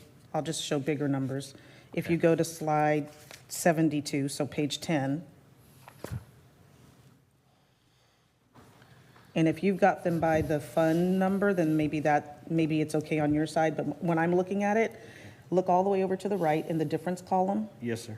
Yes, ma'am. and you've got general supplies, 20,000. There's no general supplies over on the left, but the difference says it's 8,125. I'm not seeing what, Okay, so page 10, it's under, see where it says restrict in the middle of the page, restricted grants, grant revenue, PEG fee, grant revenue, whatever that acronym is, SLESF, interest. SLESF. SLESF. SLESF, yeah. Okay, and then Oh. you see the 327,000 across from that? yes, Okay, now go down about 7 or 8 lines. okay. General supplies, Oh. 7311 is the code. Okay. And Got then it. general supply says 20,000, but when you look at the difference over to the right, Over to the right, it's it not says lined up. 8125. That math There's a doesn't. misalignment in And the then, formulas. and then it's all the way down until you get to the black line. The numbers seem to be off. Okay. So my whole point, we don't have to do it right now, is just Yeah. if you were getting your numbers for this sheet off of here, just to make sure that they all line up and match. Because I found it on several pages. So I think that definitely would play into a misalignment of the difference column, the variance column. But I want to go back and make sure, because typically we'll look at the variance column both ways, where we add it, but we also run it as the difference between the expenditure and revenue, and you would Okay. verify your variance that way too. So even if you had misalignment, as long as the bottom numbers, the expenditure and revenue numbers were netted against each other, you would have an accurate picture. Okay. I'm very confident we're there. Okay, well, hold on. Yeah. So that's where I'm gonna come in on the expenditure side. Yeah. So when you look at what was presented in the prior meeting, on the expenditure side for FY '27, we were showing 7.008 million. And now, for end of year projection '27, we are projecting 6.229 million. It's a swing of like 800,000. It's because we took all of the CIP projects out of that 7 million. Is that what? That's what the difference is. Okay. Yeah, so this is That's just fine. became pure general fund. And that's why we created these other Okay, two cool. tables. No, that's great. So. And that was the direction we got Yeah, from yeah. you. No, that's exactly what it should be. So if we look at the other one, it should total up to roughly 800,000, give or Yeah, take. so if you did 164.8, and then, the 575 plus the 164. call it 165 plus 575. Yeah, okay, that's about right. Cool. It wasn't clear, because I couldn't tell, it wasn't. Yeah. clear Yeah, what so was that, happening. yeah, I just took your recommendation. Yep. We pulled that stuff I think that's out, the right way to look at it, put it in a separate table. because it's not truly general fund, and you It is not. identify the funds, Right. so, And you wanted them listed separately? yes. I have one question, again for the chief. Sorry, chief. I know we're talking about $199,000 in overtime now through the end of June. Are we anticipating more overtime costs in 2027? For the budgeted amount? So the budgeted amount, I think for 2027 is 171. I probably have that wrong, but For overtime? for overtime. Okay. We're not making any adjustments to that at this time. So the primary, impact to the overtime budget was the loss of 2 officers, right? They left and the back, and then we also had some injuries. So typically, I mean, it's always a balance game. In every agency I've worked with, the overtime typically exceeds the budgeted amount, no matter how fine of a point you try to put on it. So I don't anticipate changing it per se. We may come back mid-year once we have a better idea of what that's going to look like once we get into that fiscal year. We have 2 officers now coming on. One is finishing his training this week. Happy to announce that. And then we have the other one that will be hitting the streets in about 8 weeks or so. Okay. So we'll be fully up to staff, right? Deployed staff. So I'm not anticipating any changes at this moment. Okay. It may be something that we revisit at mid-year based on that trajectory. And I'm getting a better sense of what that looks like here, Okay. if that makes sense. And we have no openings now, right? We're Correct. fully- Okay, great, thank you. Yeah, thank you. Maybe as an action item going forward, when we budget for out years, we just assume a level of overtime consistent with our run rate and then add a buffer. Like, that way, you have good news rather than bad news. A $200,000 surprise. So, just a thought. If I can comment on that. Yeah. Just, one approach that I've taken in the past is running a 3-year mean. Yeah, that'd be great. And then buffer off that. Yep. So I think there's some ways to better project for that, and then hopefully as we move forward into upcoming budget years, we'll be more on that trajectory. Sounds great. I only have a couple more questions, I hope. Sorry. The downtown park assessment projection, or no, the adjustment, how is it $16,000 lower? I mean, it's not that much, but I'm just curious. Page 8 or page 70 in the packet. It's Fund 211. Right. It's at the very top of the page. Yep. So a lot of these, we go back and we look at what we actually got this year and we make those adjustments. Okay. And in that one in particular, we assign a code to that one as a reason for why that was. And I think that was fine-tuned due to historical figures. Okay. And then what about the down lower on that page above the last streetlight assessment? What's other professional services? Who or what is that? For which fund was it? 212, Okay. 200 and almost $290,000. It was So that- $298,000. So that is, wait a minute, make sure I'm looking at the right thing here. It says it's in the GAD. GAD, right. So the engineering firms we've had do the assessment, so BSK would be a part of that.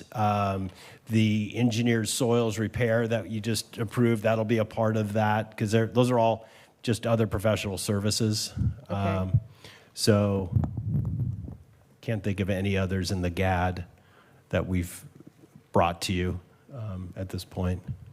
Okay. So that we've got the engineering inspection, we've got legal. Okay, so those other the soils repair is in other professional services versus coming out of the actual GAD assessment?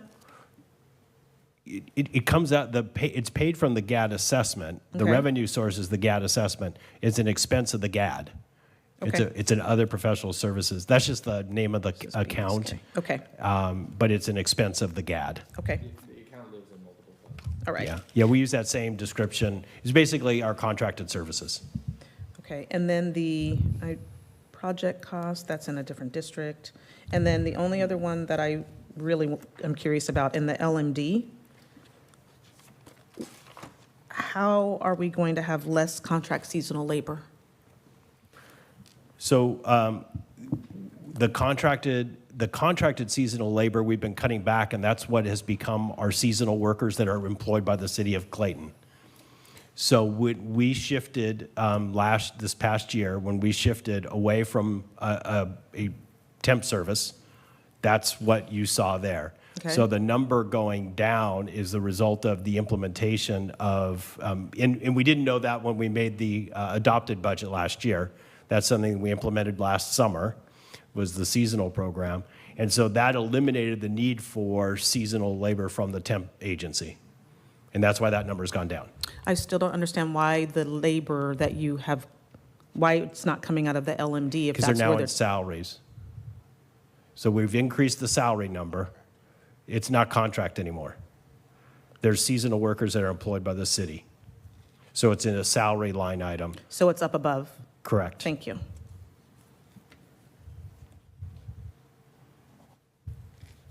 But doesn't a portion of that be charged to the LMD? It's Because within they're the doing work? That's actually what Oh, she's okay. saying. It is being Oh, okay. charged there, yes. Okay. So the labor, whether it's contracted or by employees, is being charged to the LMD where the revenue lives. It's just in a different Right. column now. It's just in a different moved to account. account. Yeah, line Thank you. account, Thank yeah. you.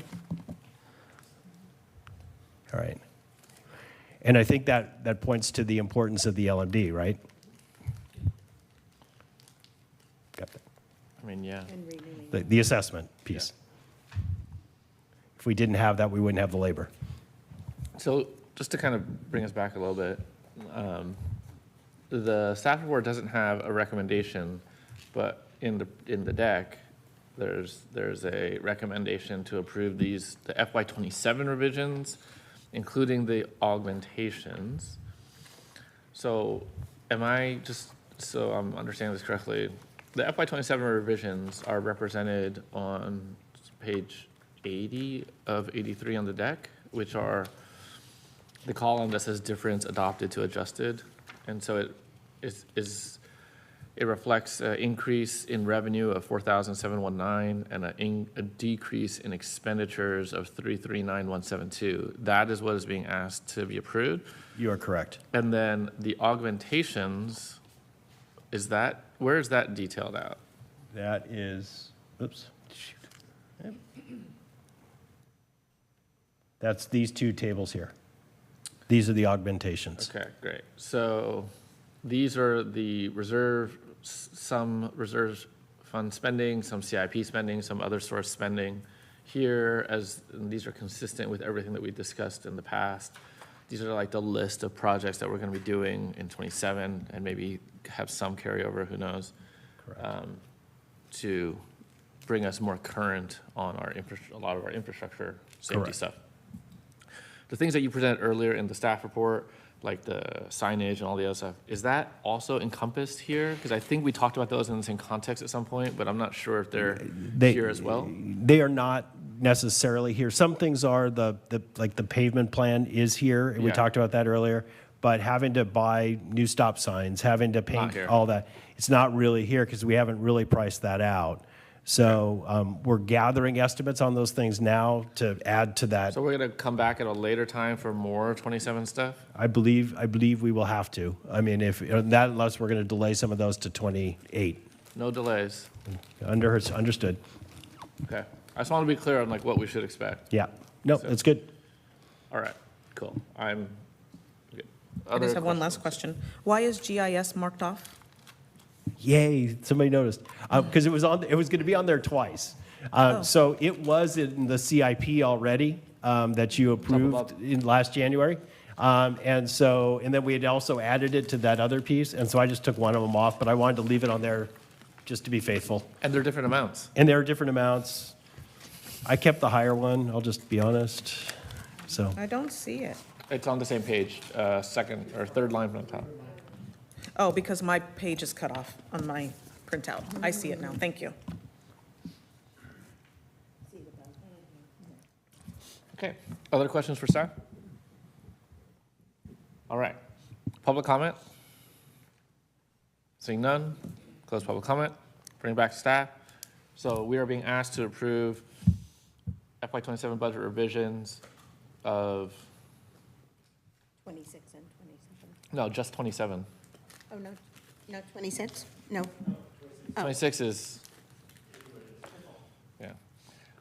which has a net impact of favorable of 34,000-ish, and then also these other project items as well. So, any other discussion on these, or do we have a motion?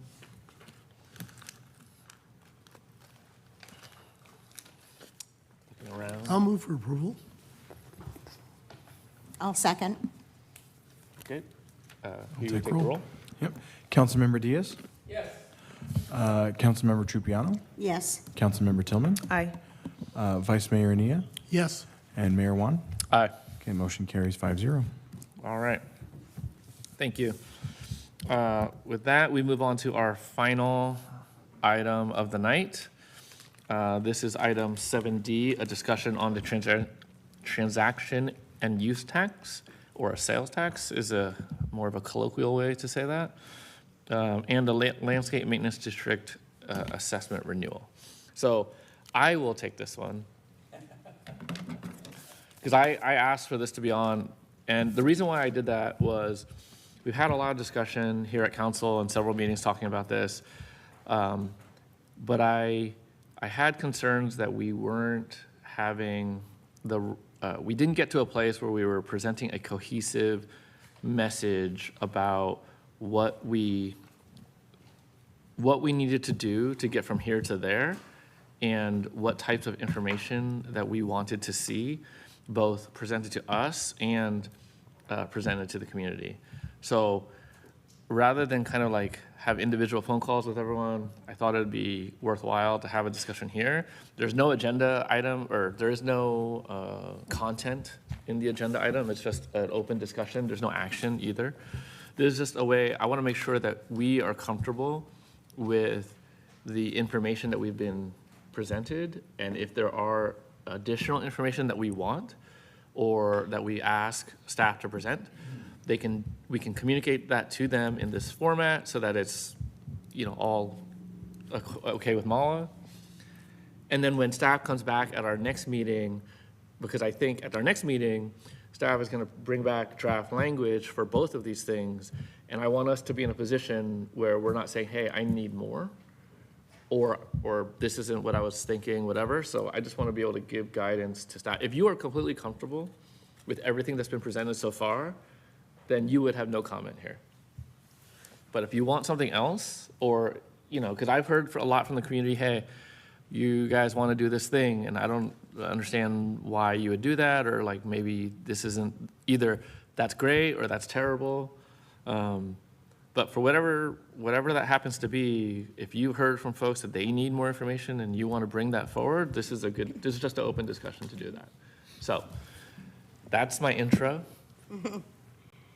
Well, and this is part of the discussion I had with our city manager today, because, I'm getting a lot of questions.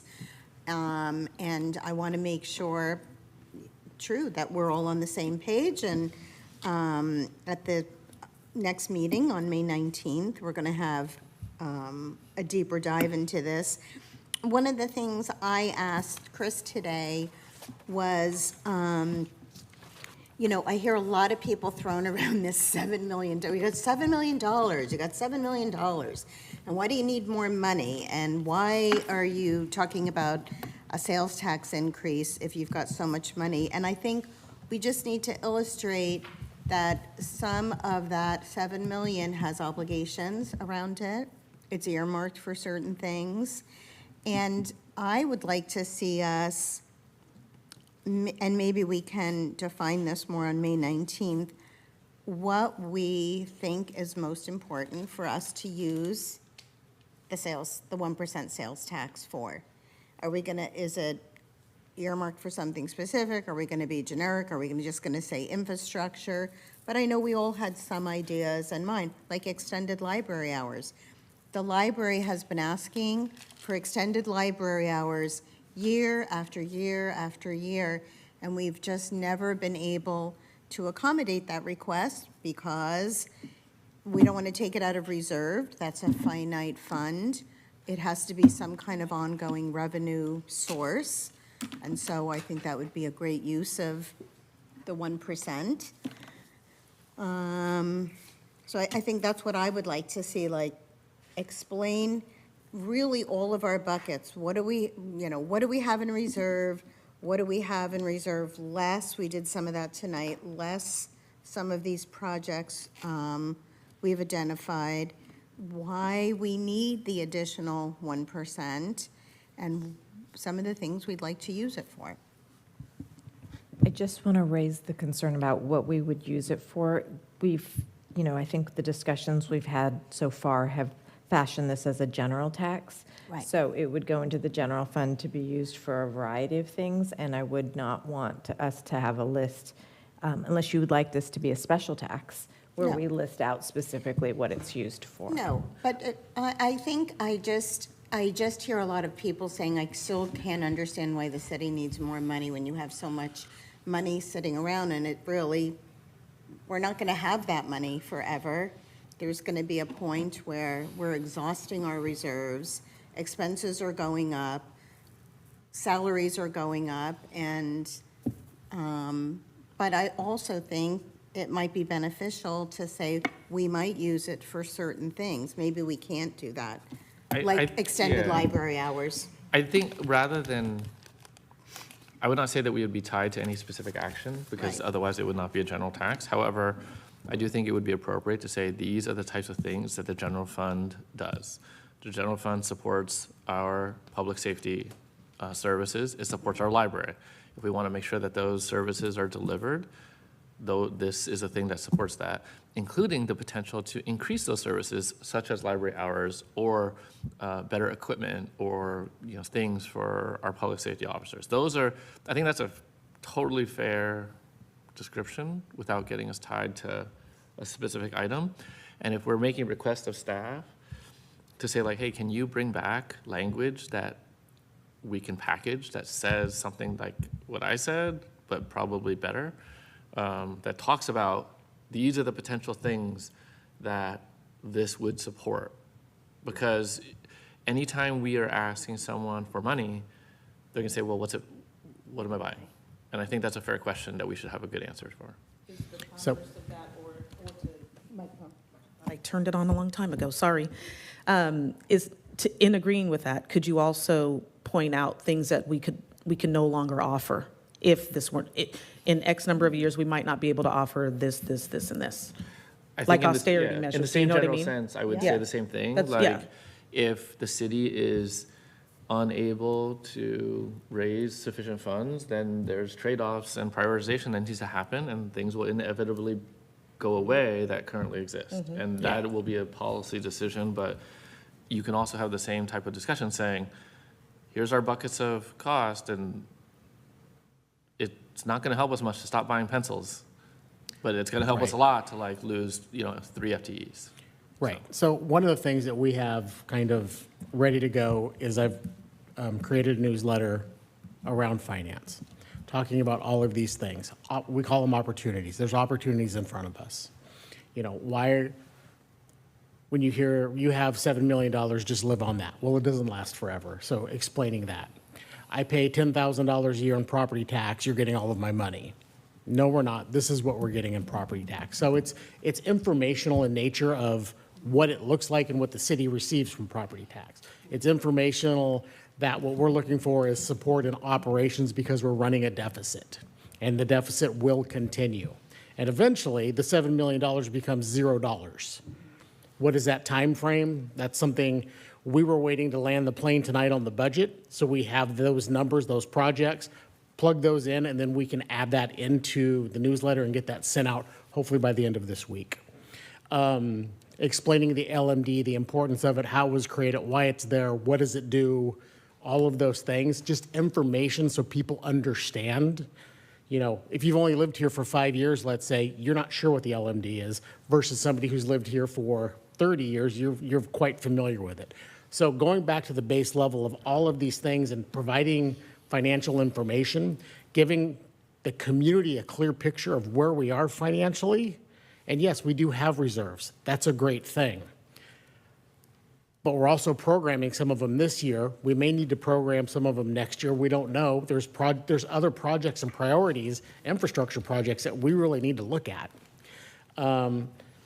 You can burn through that kind of money rather quickly on some large projects. And it's kind of, what do we want this community to look like? The other important thing is referring back to the community survey from a couple of years ago. One of the biggest takeaways in reviewing that is people want Clayton to remain Clayton. And I've said this numerous times about development and big box stores and all of those things that folks don't want to do that here. So we have to raise money in a different way to support the city operation, to continue to pay our employees, to recruit new employees, to provide safety equipment to our police officers, to provide equipment to our maintenance staff that's not LMD related, right? But you put the LMD hat on and go, but we need that money so that we can support our maintenance staff, right? So it's all connected in that manner. And so we have that constructed, it's ready to go. We need to update the numbers, some chart information with reserve spending, what the projects are, and just, it's very generic and we need it to maintain. We're not looking to go from gold to platinum, right? We're looking to just maintain and continue to do better and to continue to serve the community and enhance the community. That's our goal. Slowing the decline to silver. Silver's just not worth much now, so. So do you want feedback on this informational packet From who? in general? It's just a question. Well, I am going to send it to our city attorney for review to make sure I'm not out of bounds in any way. Sure. And your newsletter is scheduled to go out soon? Hopefully by the end of the week, Okay. How if is we it can get being it sent? updated. I'm sorry? How is it being sent? Digitally on the website, social media, Carrier pigeon. could be. So Dennis may do an no hard interpretive copies are dance. going in the mail? I 80 cents a copy times. I It's a just little- think you're what going to we- miss a lot of the residents. What we have considered is printing copies and putting them in various locations around Okay, town. okay. Instead of mailing, because it is super expensive to mail. But having hard copies available for people to pick up at different spots. Councilmember Yeah, Diaz. well, I have a question fundamental. I heard the city attorney say that it goes into the general fund. So how are you going to translate that into specifics? Because the general fund is basic operations of the city. Understand that? And 80%, 78% is this guy right here. Right. No. Which The I'm department leading is to- 52%. Huh? It's like 52%. Right. Which I'm leading to. Yeah. This particular fluctuates. cut tax, or however you want to characterize it, is a general tax and not specific in nature. So I'm still having a problem getting around in my head here. If it's that way, how can you come up with a laundry list of things? Well, I know the answer. You do? Yes, I do. Let me hear it. The answer is the allocation of resources and prioritization of resources from the general fund is a policy decision that we get to make. So that's how we do it. Okay, but I'm hearing from these two is that we're going to say, oh, we're going to fund, more hours at the library. No. They avoided. No? They avoided Wait saying a that. minute. Then I misheard what you guys said earlier. Yes. It's a nuanced statement that says there are many things that we can fund, and those will be policy decisions, but the funds themselves do not have specific restrictions or dedicated Right. purposes. Well, let me just They're say this, general in nature. in my discussion with my segment of the community, they would support a public safety tax, which would only fund and go to the police department. Then that would free up other funds to fill in these deficits and that. So, and I've talked about that for 5 years, but a public safety tax, that gets a lot of traction out there. And you look back, you mentioned the report. The survey. Or the survey, whatever. There were two things that came out of that. One, people love living in Clayton. And what was number two? The POPO. They love the police department. And the library. And the library. In the library. Yeah, but not to the degree that. Yes, their You know, we favorite don't- building in the We community. don't Right. pit interests against each other. No, I'm not. I'm just saying, that's what that survey told me. They love living in Clayton, over 90%, and over 90% say, God, we love that police department. So, public safety or public service tax gets a lot of traction in my section of the world. Thank you.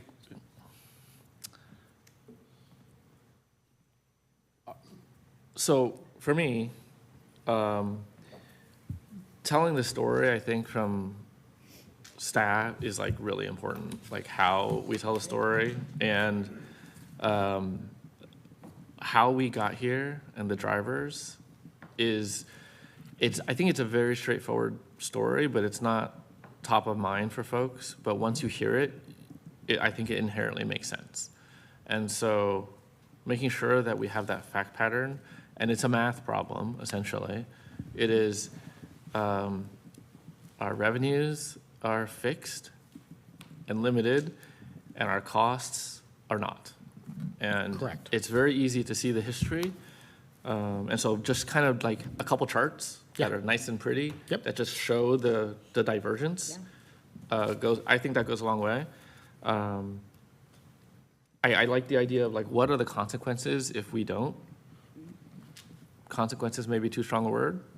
What's the result if we are unable to do this? Then we need to start making some choices. Yes. I like the explanation of the 1%, like a day in the life of that 1%, most of it goes away. Yep. So that illustration that we get, 6.7 of 1%? So not a lot. Not a lot. So of your $10,000, we get $60 or something like that. 600? $600, I don't, one of those zeros. But I do think that is really illustrative of the margins that we're working on. And then the other idea that the reserve, to your point about the reserves are great, but they also, growing reserves means growing deferred maintenance. And there are a number of things that we haven't done that we should have been doing, like keeping a street sign visible, that if we had done it along the way, it would have been spending some money. We wouldn't have built the reserves as much, but I think then it's like before you move, you fix up your house so that it looks great. And you're like, why didn't I do this while I was living here? Because then I could enjoy it. Yes. Those are the types of things that we should be doing along the way so that the residents all enjoy the fruit of their taxes. So I think that telling that story is, hey, we've deferred a lot of things. We need to do them. That's why we have a large reserve. We're going to be doing them, and we are. That's hence the list that we just went over. Correct. We got here because inflation is craziness. I mean, if you filled up your gas tank, I think that's a pretty obvious, pretty easy story. And if we don't do this, here's what's going to happen. We have the vast majority of our expenses is salaries and, some other stuff. But Well, and on top of that, yes, salaries are a big part of that, but when you compare us to surrounding cities, Yeah. by number of staff, what we pay staff. We're at the bottom of I mean, all of that. Summarizing So when that you into hear like the- a couple sentences, like, hey, Yes. we have a large percent of our staff, but also our turnover is high in part, not in whole, but in part because attracting and maintaining and attracting talent is difficult if you pay under market. Yes. And everyone should understand that. That's just a fact. Like, you have to get the special person who, according to our survey, those 90% who just love living here and working here, which is great, but you are not in a target-rich environment. So, you have to find the right people, and that takes time. You could say, like, we've had vacancies for X number of time. And all of these are supported by the data that we have experienced. So, I like the idea of kind of like the what is it used for, because that helps people contextualize what they're paying for. Not specifically, but just as a general concept of like, here's the things that this buys you. It buys you these types of services. And I would just ask for my fellow council members, like, the reason why I wanted to have this session is, it's really, the question that I have is like, do you have enough information to talk to your constituents, like right now? And could you pitch this based on what you know right now?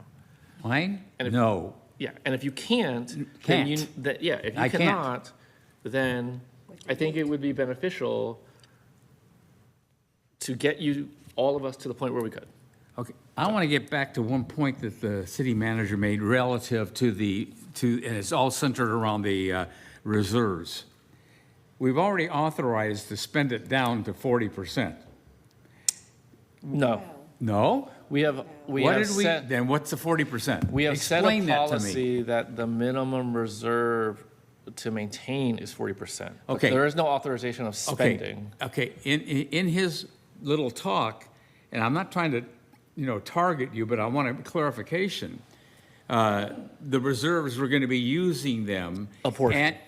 But he also said they're going to go down to zero. I don't think this No. council would let it go down to zero. If they did, we have a real problem. I think it was I the would not. tautology that if we continue to deficit spend, Oh, no, I understand that. then Yeah, no, I got that. logically it would go. That's the point. You and I and here and this people in this room understand that. But John Q. and Mrs. Public out there, they don't know that. Well, that's what we want to convey.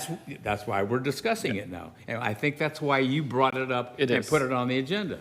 It is. And I Right wanna- now, I can't sell it, to be honest with you. So this is, I want to have us, I mean, obviously, we're kind of on the spot because there was no substance to the agenda item. So obviously take time to think about it, but think about it really quick. And if you can't do it right now, which is okay, in your individual conversations, communicate to staff what you would need to feel comfortable so that when this comes before us at the next time, we've addressed all of those things and you will get them. If you do not ask for it, you won't get it. So that's fair, I think. So. One of the things that when people talk to me about it, that I use, and I think we ought to put it in our newsletter, is a comparison with cities around us that our sales tax is less. Oh, yeah, And that's we a great need, point. and we need to bring it up to where it is, where everybody else pays. Because Clayton people are paying it now anyway. The only store they can go to is Safeway, but if they want to buy clothes, they want to buy this, they want to buy that, they're paying the extra tax. And we're just making it equal. I think that's really important, that we're behind on that. Yeah, we have a And- chart to include in the newsletter So when with, people ask me, I tell comparisons. them that, because they don't realize that. yeah. And another thing that's hard for people to understand is everybody wants a tax. And one of the things that I got back just the other day, and I didn't even know this till I checked with the county, is that they're asking for a tax to go over 10%, which they have to get the legislature to approve. And that tax is to offset the Medicare and medical. Isn't that in June? Yeah, and that's to offset the medical and stuff that the federal government took away, and I can understand that. But what I don't understand is they each spent $1 million on their pet projects, and that money came from the reserve fund. So people are asking, You're spending $5 million in reserve, and you're asking the taxpayers to pay for this tax. Wait, is that a different jurisdiction though? It is, but I'm just saying, people think about taxes and they become suspicious. You know, and the question is, what's Clayton spending it on? So when people ask me, I tell them about our taxes behind, and we're losing revenue. And I said, if you don't believe me, check our budget. We lost $500,000 this year in revenue that we're never going to get again. $500,000. And it's going to keep on going down because we need money to replace it. And it's easy for me to explain that to people. They understand. They understand that. You can't make it too complicated. And I think you're on the right track there. But I think they need to see the comparison, other cities' tax and ours. I mean, that does it right there. And talking to Councilmember Trupiano today, if you want to go get a cup of coffee and Joe's is closed downtown, you've got two choices, Pete's, Starbucks. Does anybody make a decision to go to Starbucks because there's a 1% tax break? No. You just go to where you enjoy that cup of coffee. And so sharing that information, sharing those kind of anecdotes of when you go to Chipotle to get a burrito, you don't notice the extra 1% when you buy your lunch.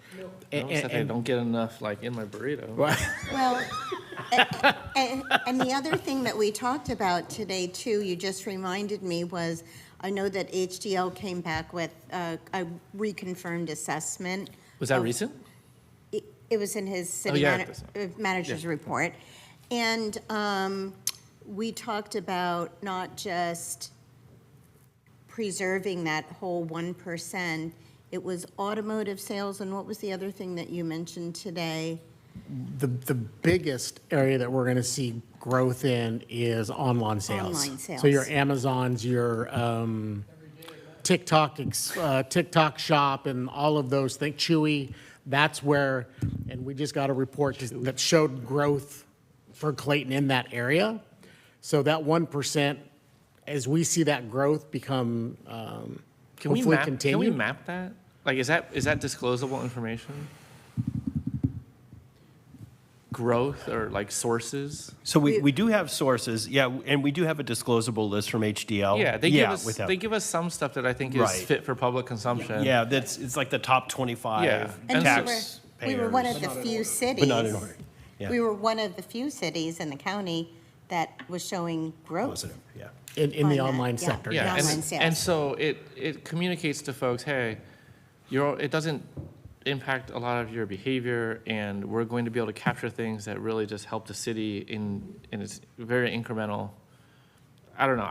I think if you incorporate the things, that would be really helpful. So that's why I wanted this discussion. Yeah, and you know, with online, that tax goes into the pool. We get a little piece of it right now. With the 1%, you get that full 1% plus the pool. Yeah, so right now they're already paying it, except we get a very small portion of that tax. When I go to, my retailer of choice and make a purchase, I see the tax, but it doesn't go to the city. A tiniest sliver. And if you illustrate not only that property tax component, but if you also illustrate the base rate on the sales tax as well, because of the base rate, was it 7.75? I think is the Current tax rate. something like that, or 7.25 or 7.75. I don't remember. The portion that comes to Clayton is actually quite small. Yeah. It's a pro rata basis by population. Yeah. So, but if you add in 1%, we get 100% of the 1%. It would likely exceed the amount we get from all other taxes as well. it almost equals what we're getting now from Yes. the sales tax, from Exactly. the regular SUT. Because we get all of it. And I Yes. think that you could think of a better way to communicate that. Yeah. But that's an idea that I do not think is very, it's not in the zeitgeist. Like it's not widely known, And nothing like a good pie chart or some good visuals. Yes. I mean, really. Well, I think we can go back and maybe to see if this helps. I mean, we've talked about different revenue sources, kind of the 3-4 major ones. And then to put this in there as a comparison so that it's one of the pie slices, if you will. I mean, to show the impact of it compared to property tax. Even if you approach 800,000, I mean, that's gonna represent 8% or more. Oh. No, 12% or more 12. of our About budget. 12. Yeah. Versus the existing sales tax, like the 7% is also right in there. So Right in there. I think illustrating that this small portion is would get dedicated to the city only versus the regular sales tax goes to all county sources, right?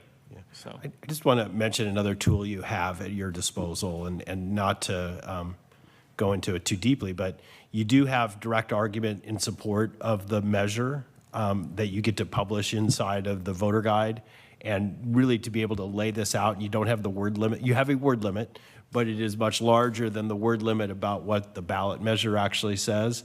And that could become a really powerful tool for summarizing some of these thoughts. So I don't think we've designated who's gonna write that. you have not. I think we would bring that when it would be another decision point when you get the language to think about who would author the direct argument in support of, and then who would write the rebuttal for anybody that might put up an argument against.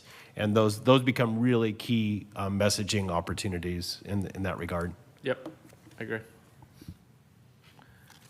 Well, thank you for bringing this forward. This was great. It was kind of the discussion we had today. I'm like, I want to be able to get out there and sell it and wrap my head around it, and Other things that we wanna share with staff? Public comment too?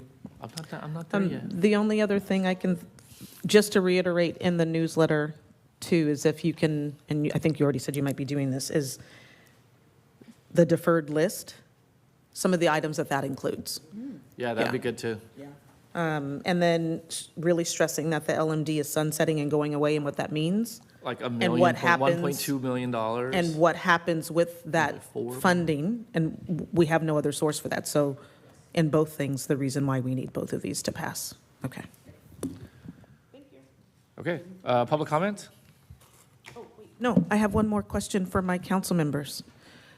So I went to public comment. I can do it when we come back. No, Go ahead. I'm messing with you, come on. Okay, so I know that Councilmember Diaz said that his segment of the community is not sold on this. Do you need any other bullet points to help sell them on it? Because Yeah, a police or public safety sales tax as opposed to a sales tax in general. So I don't think we're doing that. So barring us doing that, what else could we do? Very simple. When we talk, it's very simple.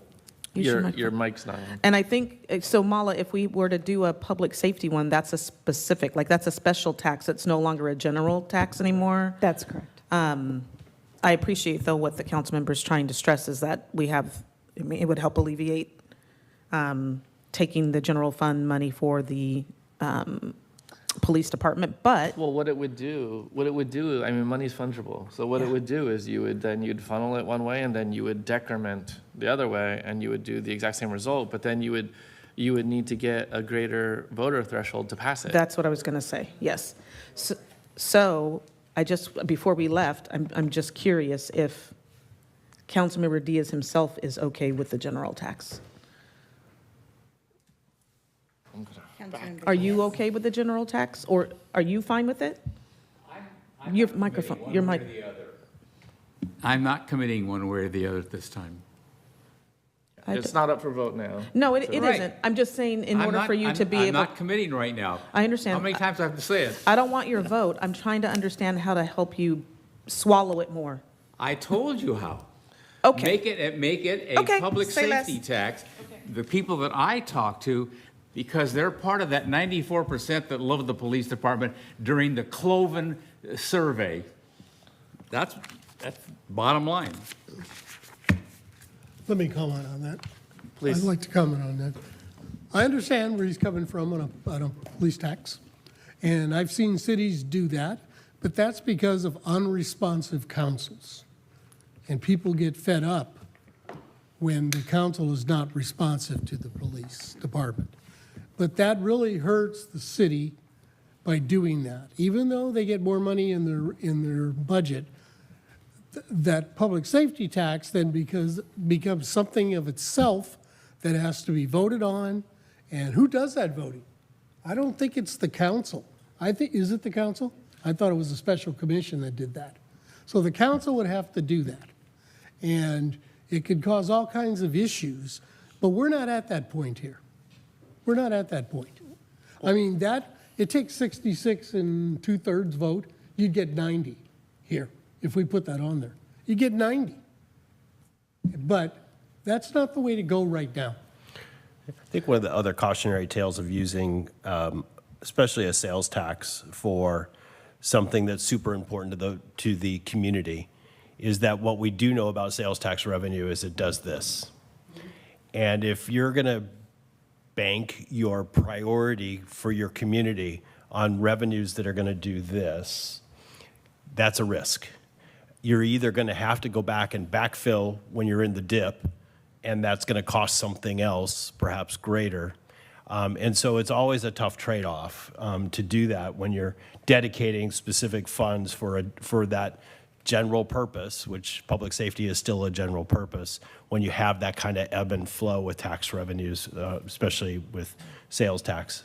And I would say, like, I think that those types of things are really useful in certain circumstances. If our police weren't getting the support that they needed and the public said, hey, I really want to support our law enforcement, so we need to give them a dedicated funding source, I think that would be appropriate. But, for us and the community, I've always taken, don't bet on this, but I've always taken the position, if the police ask for something, then I want to give it to them.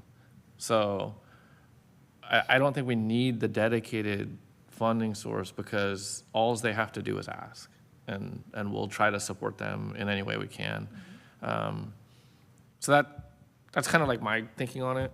Plus, it gives you a lower pass threshold, so strategically, it could be easier. And as the accountant, the less administrative burden for less value, because once you have a dedicated purpose, now you need to have the audit, now you need to track all the stuff, and you need to do it differently. But at the end of the day, you will likely end up at the exact same spot, because what you will do is, if you get $100 in a public safety tax, you're going to give the police $100 in specific funds, and then you're going to take away $100 in general funds, and they will be exactly the same, but now the accountants have to do more work. And I don't know if that's the most effective way to go. So that's kind of like how I think about it, but everyone can make their own assessment. Right, and I think the answer will be at the ballot box. Yeah, for sure. And so that's my sideways saying that the chief just needs to ask, and if he does, then he gets what he wants. So, okay. Anyone else have any questions for staff or feedback for staff? If not, public comment. Feel free, please. You've been very patient. Thank you. Council, I just want to say, based off this last conversation and my personal experience, I am for raising taxes, because when I can understand that the tax is going to paying for the services that the city provides. So I live in Clayton. I appreciate the services that are provided here in Clayton. When I can actually understand what those services are, I have no issue paying an increased tax. I believe that as you were saying, that costs will continue to go up because inflation is going up. I get paid more in my salary every year through raises because things just cost more money. So I am okay with paying this tax. I can say that right now I would not pay for a specific tax that would go directly to the police department. No offense, Chief. That right now does not make sense to me, especially when because the money coming out of the general fund means that the council votes on what we're buying, and the people then can hold the council responsible for the decisions that they make. I think it's easier that way for the people to then decide who they want to represent them in the council based off the decisions that they're making, rather than money just going to a specific thing and it's kind of a black box. Thank you. Well, you can be an acolyte and go to the people and prolesticize. So if you want, just saying. All right, any other public comment? closing public comment. I think that you've been given enough information. Good to go. All right. So with that, that is the last item, and the next is adjournment. It is 9:22. Oh, for this meeting, Clayton community member Sheila Driscoll recently passed, and I wanted to close this meeting in her honor. I don't know if you want to say a few words about Sheila? Just a few. We may all want to say a few words. She was just such a sweet, wonderful woman. I got to know her through the Clayton Valley Village. She was the one member at every fundraiser that bought every gift basket, I mean, she was just a very generous, sweet person. She served on our Council on Aging as our Clayton representative until she passed. And she was just really a sweet lady. I did go to her celebration of life and memorial service at St. Bonaventure, and people were laughing, people were crying. There were wonderful stories about her. She just, and I'm sorry that I didn't think about closing it in her honor in our last meeting. So I wanted to make sure we did that tonight. Thank you.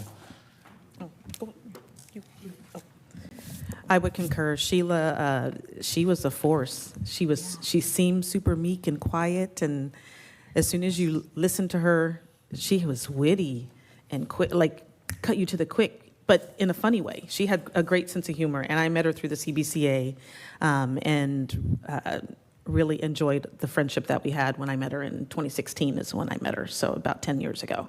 And she was a very special lady, so she will be missed. I concur with both council members.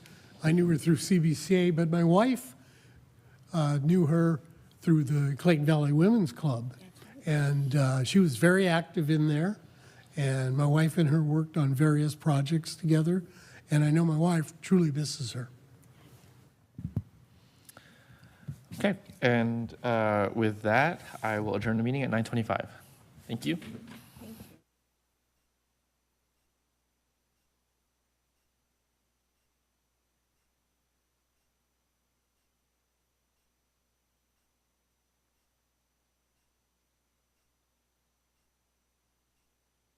Recording stopped.